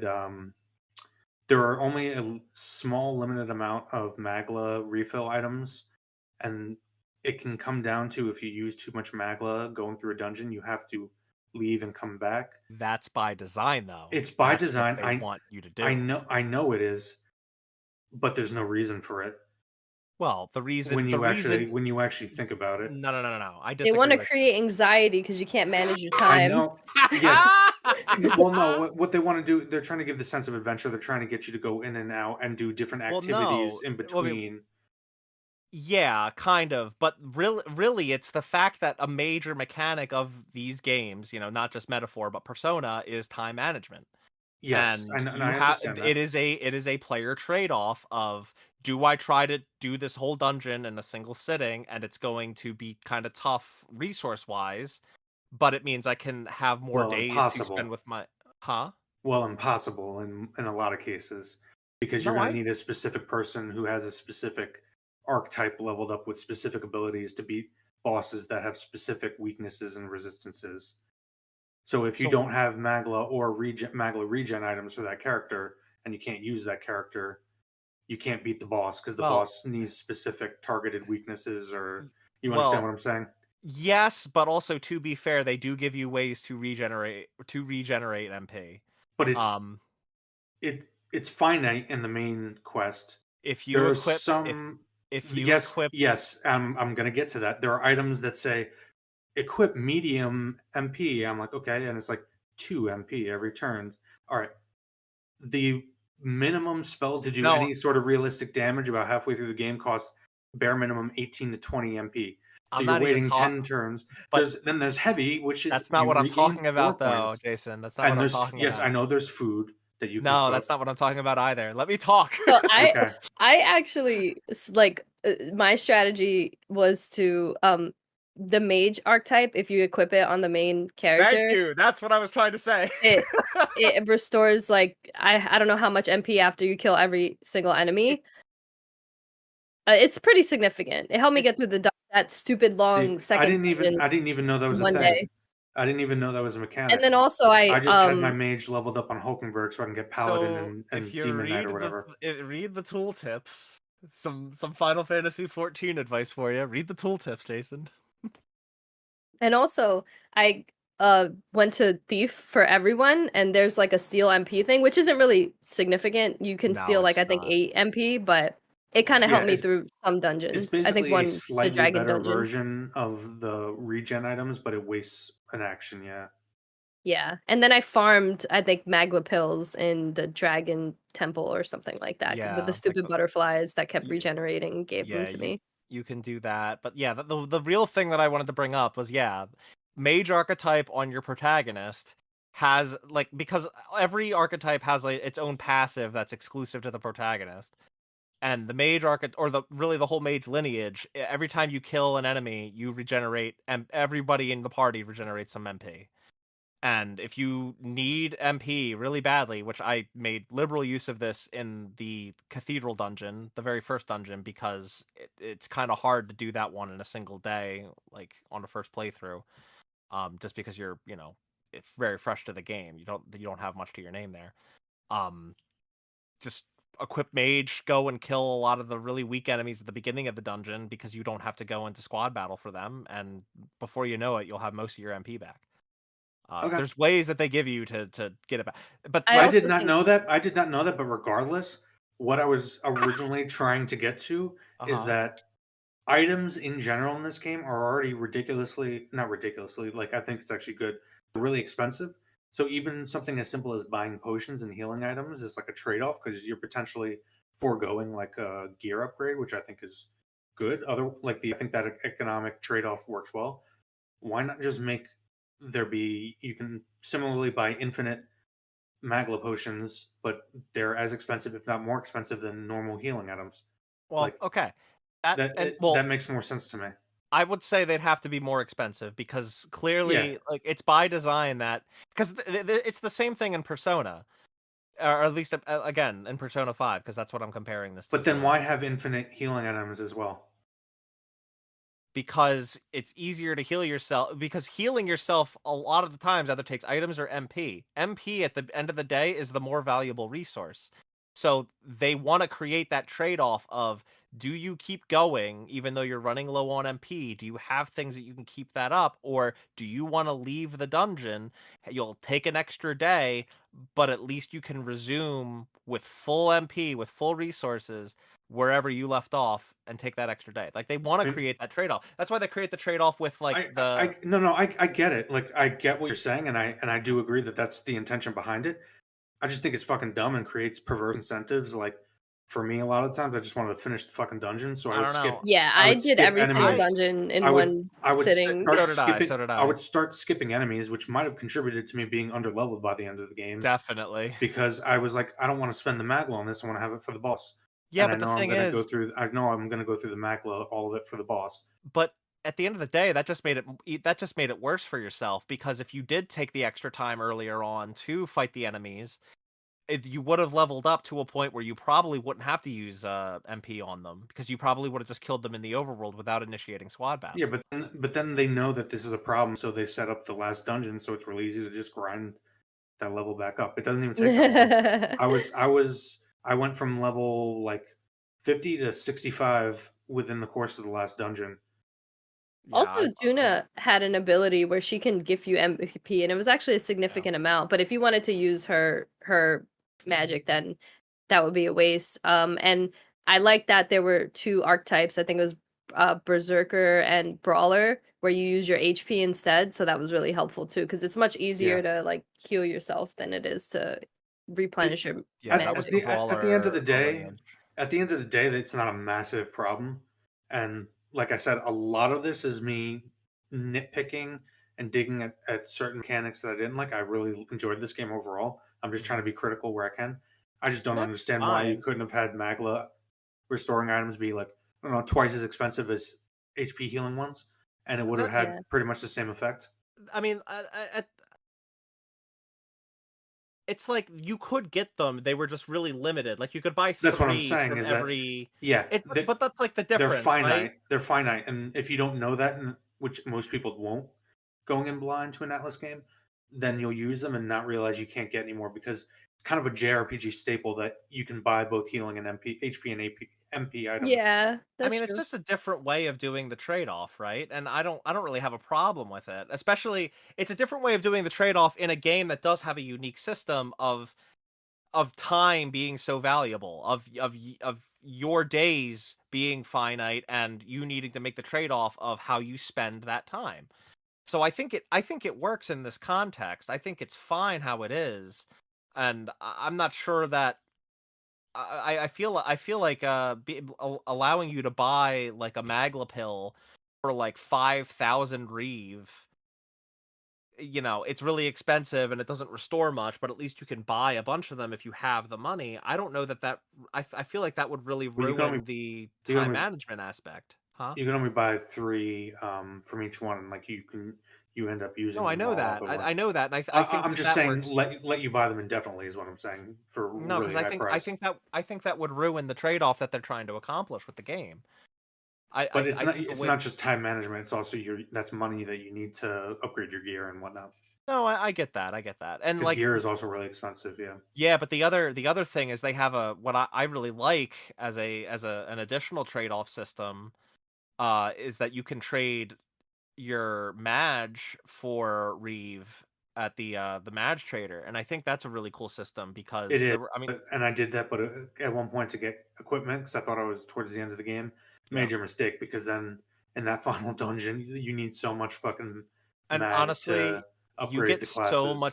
you get so much good equipment from just random drops and stuff that yeah. Yeah, But plus we didn't really talk much about this aspect of the final dungeon and the final boss, but there's a bunch of mini bosses in that final dungeon that actually weaken the final boss. Did you guys do those at all? yeah, I Oh did no, all of only them. because the trophy. Yeah. Well, so I leveled up a bunch without killing them, took a backup save so I could get that trophy, and then I still went back into the dungeon and killed Yeah, Ah. all but of them. you get a special weapon for all the character or all the classes. Yeah, Right, which is why I ultimately wanted my new game plus save to be the one that had me kill all those bosses to get all that equipment. What a but they stupid also trophy then. it also makes but it's also like pretty critical to decreasing the difficulty of the final fight. Yeah. Yeah, well, yeah, because not only does it give you better weapons for every archetype, Mhm. it gives Luis less turns Yes. on or less turn icons during his turns if you kill them. Which like yeah, not killing those bosses and going into that boss at its full strength is a pretty significant challenge. Delilah, I actually almost asked you what your strategy was until I realized how I could just cheese it. While grinding in that dungeon, I got a bunch of accessories that when you equip them, they just repel any magic. So I equipped Oh. everybody with that. Anytime he used a magic spell, it would repel, and no matter how many turn icons he had, it would end his turn. Oh, nice. So I was able to Well, get through it that well, way keep in pretty mind, easily. I played it on easy, so Oh yeah, that's true. Oh, I that ended up and I was also super over leveled. Okay. yeah, so I was under leveled, so this was the first time I've ever had to turn a game to easy, but it wasn't until the final fight, which as we were talking about before we started recording, gave me major Necron vibes from FF9. I don't want to Yeah. spoil anything. If you know, you know. It felt kind of like an unnecessary fight tagged on the end that was like just way too artificially difficult. I don't know. I didn't think it was too bad. Once I weakened it, I didn't think it was too bad. And then once I realized my cheese Yes, strategy, I thought it was the fine. problem is once you get his the final version's health all the way down, and he starts just getting like double turns, which Yeah. I had a similar set. I didn't have the same accessory you're talking about, but I had abilities and traits on characters that like Hulkenberg, for example, Yeah, with like a Hulkenberg paladin has. trait, like Yeah. basically had stacks of percentages chance to repel all types of like magic and Well, physical attacks. So it was basically like a dice roll every turn. Like, would Hulkenberg repel this and cut him off? Yeah. another good strategy that I saw was to, and I did employ this a little bit as well during that final boss was Heismay with high agility, give him the Knight's Protection skill, so he'll provoke Luis to only target him, Mm. and he has a high chance to dodge one of his attacks, and Yeah. therefore his turn would be over. I mean, the main Um, problem with that final fight is that it ultimately becomes a back and forth of buffing and debuffing between you and the boss. yeah, well, You that want I to feel like you that's a want lot of late game bosses. Yeah, it could be because the debuffing forces them to undebuff themselves and waste a turn, but you also have to worry about wasting a turn to undebuff it. Re-debuff them. It Yeah. feels like a fucking waste of time all around because then you only get to actually attack maybe once a turn. Well, Yeah. it's like it kind of forces you to I mean, realistically, you should be playing with the protagonist on the prince archetype, but it almost forces you to use like Hero's Cry at a good time. It forces you to Yeah, have someone with Faker's Roguery to hopefully get some more turn icons. The same thing. And There's a dancer synthesis thing that raises everybody's critical or all of everybody's stats. There's a food item you want to have a bunch of. What is it? Almighty stew or whatever. Yeah, it gives The you more turn critical icons. meatballs, all that shit. But Yeah. then as soon as you use those abilities, you have to get all your attacks in that turn, because then you get debuffed to the next turn automatically. Right. No. Yeah. I mean, it's super fucking annoying.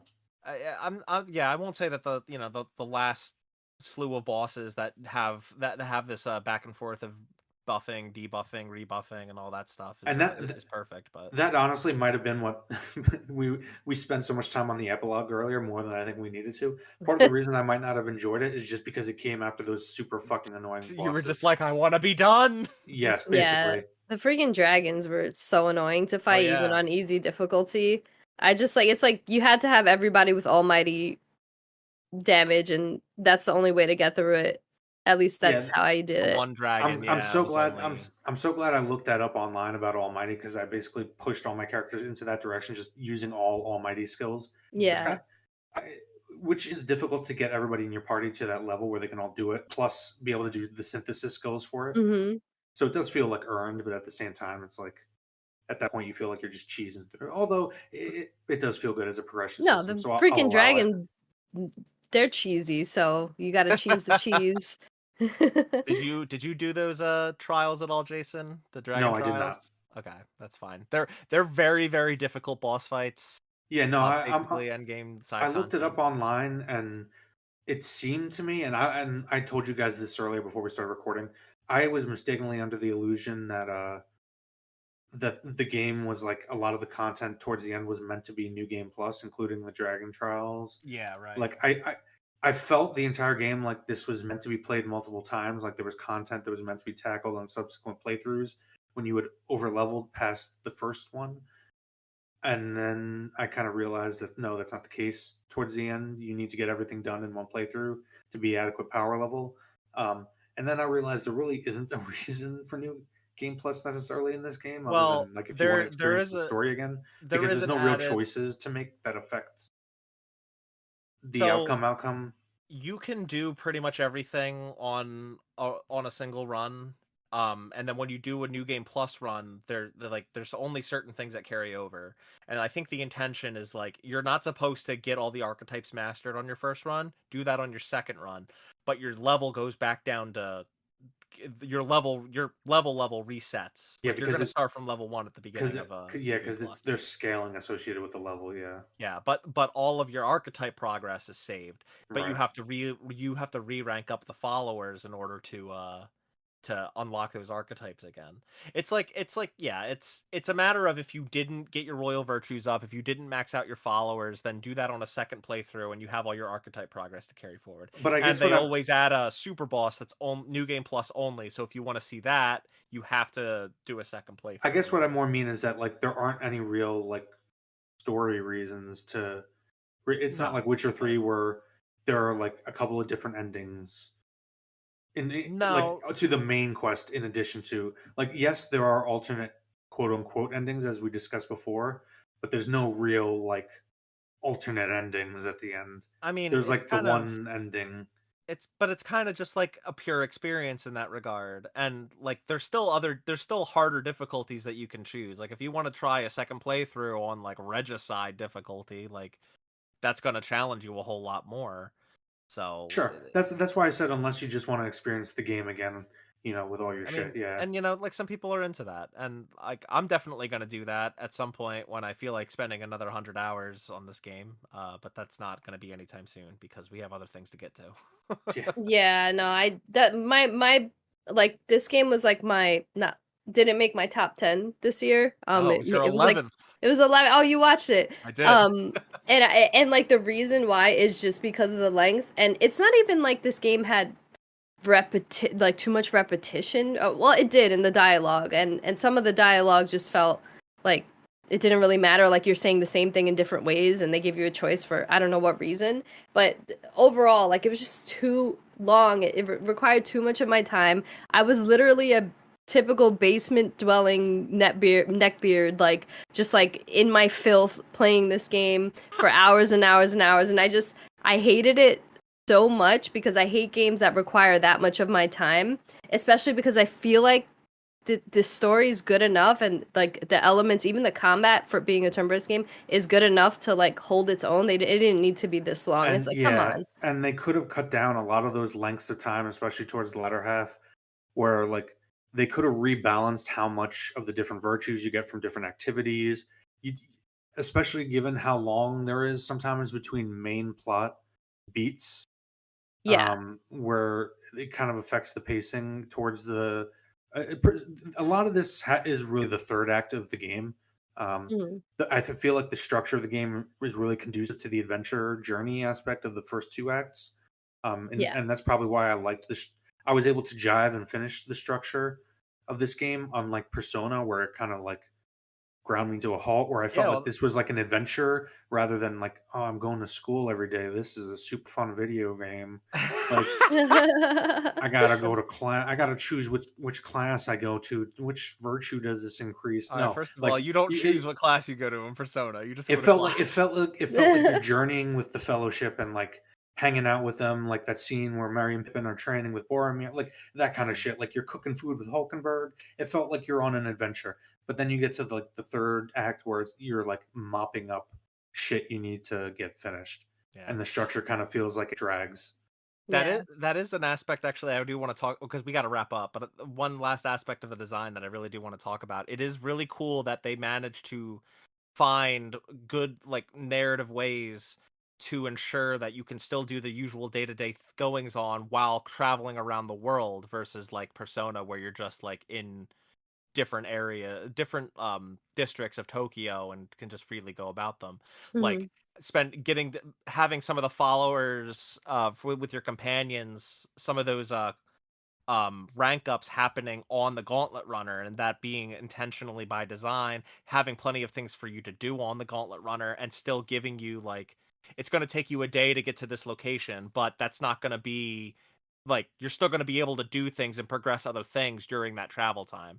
And the finding some sort of, contrived way to establish that you can teleport on this thing, like that made the whole aspect of going to different towns but still having followers left behind and like Grand Trad and Martyra, like the fact that they implemented those things, um just it would have been really really hard to do the progression of this game if you couldn't freely Yeah, fast travel there's around a and quality of life improvements yeah. over how it is in Persona. And just real quick to reemphasize Delilah's point about length overall, I consider myself a seasoned JRPG player. I'm no stranger to really long games. Well, there are many reasons, but one reason why Chrono Trigger remains to this day the greatest JRPG of all time, you can fucking beat that game in like 20 hours, and Mhm. it's perfectly paced and has all this pack, and it has multiple endings that incentivizes go play Chrono Trigger if you've never played it. But the point is that it's the greatest JRPG of all time. It's 20 hours, 25 hours, like maybe, 25 to 30 if it's the first playthrough and you don't know what you're doing. But that's it's like 20 hours. maybe we should do an episode of Chrono Trigger sometime. That'd be fun. Yeah, I'd be down. I've got it on my SNES Classic. Nice. Well, yeah, me too. Right? Did it come out on the SNES Classic? Like Yes, I had. inherently? Okay. That's like one of the main reasons I have it. Yeah. Okay.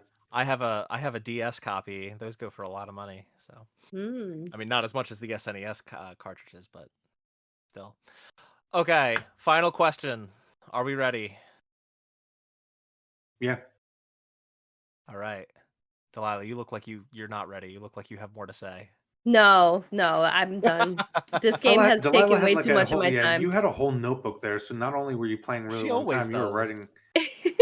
She's always taking notes. She's a diligent note taker. She's writing down Fidelio quotes. Yeah, I had to write down that Gamer Girl bathwater at NPC Quest. Yeah. A good insight. I didn't pick up on that. Yeah. I got it immediately. I was like, you gotta be fucking kidding me. All right, final question. There's talk about whether or not this is going to become a new Atlas franchise. If it does turn out that it does become a franchise and there is another game, would you guys want it to continue from that epilogue scene of like basically be a sequel to this game, or would you want it to be like how Persona is, or like it also Final Fantasy, where it's an anthology where each title is its own self-contained story.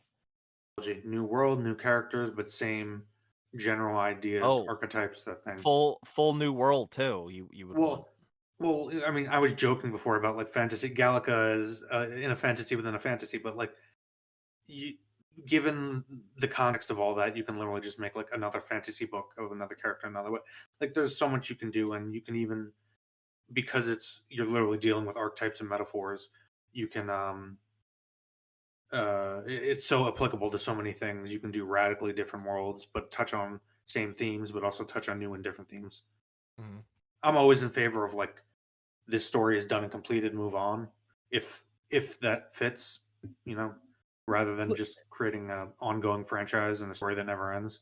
Yeah, I get it. Would it be like metaphor dot dot something else rather Could be than like ReFantazio? instead of ReFantazio, it could be like metaphor Gorlami de Coco. I don't know. Metaphor pizzeria. That's what we could get RePizzeria. on the Metaphor Luigi's, yeah. I don't know. Personally, I don't want any more. I'm fine with where I am. I think I'm done with Atlas games for a good 3 years. Just for the sake of the question, if it was like a 20-hour game. Oh, if it was a 20-hour game, I'd be good. I mean, I kind of wonder if like they would do, cause they kind of have a direct sequel to Persona 5 with Strikers that's supposed to pick up after Persona 5's ending. So it's like they could always do something like that where it's like a different type of game, a kind of an experimental thing that Is that a continues Muso game? It's like an action RPG. I've heard it compared a lot more to like Kingdom Hearts. That one with like the Oh. bus, right? But huh? They also had that one spin-off with like the bus. Haven't they had like multiple spin-offs of With Persona like the 5? bus? Or the truck or whatever. You're like driving around a truck. I don't remember. Oh, the Morgana truck? Well, Morgana is like he just becomes a bus in Yeah, no, Persona 5. I probably didn't get that far in the main game, but I remember there being some sort of spin-off somewhere. I don't know. There's been a lot of Persona 5 or Persona spin-offs in general. Like Yeah, there was basically just Persona 5 Strikers. to satiate people until they make 6, yeah. Yeah, there was Persona 5 Strikers, there was Tactica is the most recent one. There was the Q series, which integrates like Persona 3, 4, and 5 characters all across the 2Q games. But anyway, yeah, I mean that's something they could do with this, but personally, while I would probably like a standalone thing as a follow-up better, this world was like all the world building for this world was done in this game, and I feel like they couldn't really do a standalone or a sequel that has its own storyline with a as meaningful a story as this one did, since the story of this game was so intrinsically tied to the world building. I just don't know how another story that's separated from this would be quite as impactful, but See, who knows? it's a double-edged sword, because that's why I think why it wouldn't be impactful, because you already hit how impactful it can be. That's fair. All right, Jason, what was the Kwasnicki rating? I think I was debating this because I was at a 9 and came down to an 8, but I think I came back up to like an 8.6. Okay. Which, keep in mind, folks, 5 is average. 8.6 is extremely good. That's better than most games we talk about do. Like, Yeah. there are no 10s in my world. Well, actually, there are, but there are like 1 or 2 10s. Actually, I don't. Did I give Chrono Resident Trigger Evil a 10?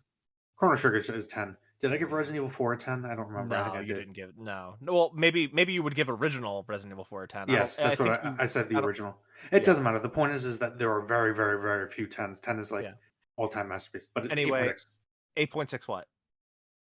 8.6 Comey stew or whatever. Coney stews. Oh, Coney stews. All right. I thought you were gonna say 8.6 turn icons, but I like Coney stews better. If you liked this episode, thank you so much for listening. If you're listening on YouTube, thank you. Please like the episode, subscribe to the channel, leave us a comment, tell us what you liked or didn't like about this game and this episode. If you listen on Apple Podcasts, thank you so much. Please rate and review the show, 5 stars preferred. Tell us what you like, tell us what you don't like. And if you want to write in to us with a question or a comment, you could tell us whatever you want. You could tell us how your day was. I don't really care. But I do care about hearing from you. So if you want to write into us, you can email us at dcellmedia@gmail.com. That'll be in the description. If you want to write into us, it would be wonderful to hear from you. Delaila, what is the the next game that we're playing? A Fantasian, not Fantasio, Fantasian Neo Dimensions. Man. The final form of Fantasia. Are we gonna have to follow Fantasian up with another Final Fantasy game to just keep this fantasy Oh thing my, going? you want to kill me?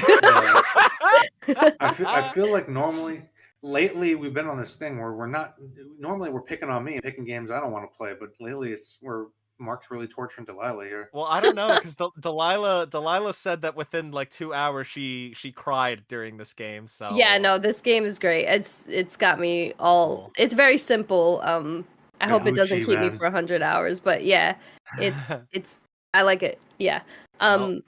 It's just the turn-based stuff. I actually really like the turn-based in Neo Dimensions. Good. So yeah, if you join us next month for Fantasian Neo Dimension. Hope that you listen then.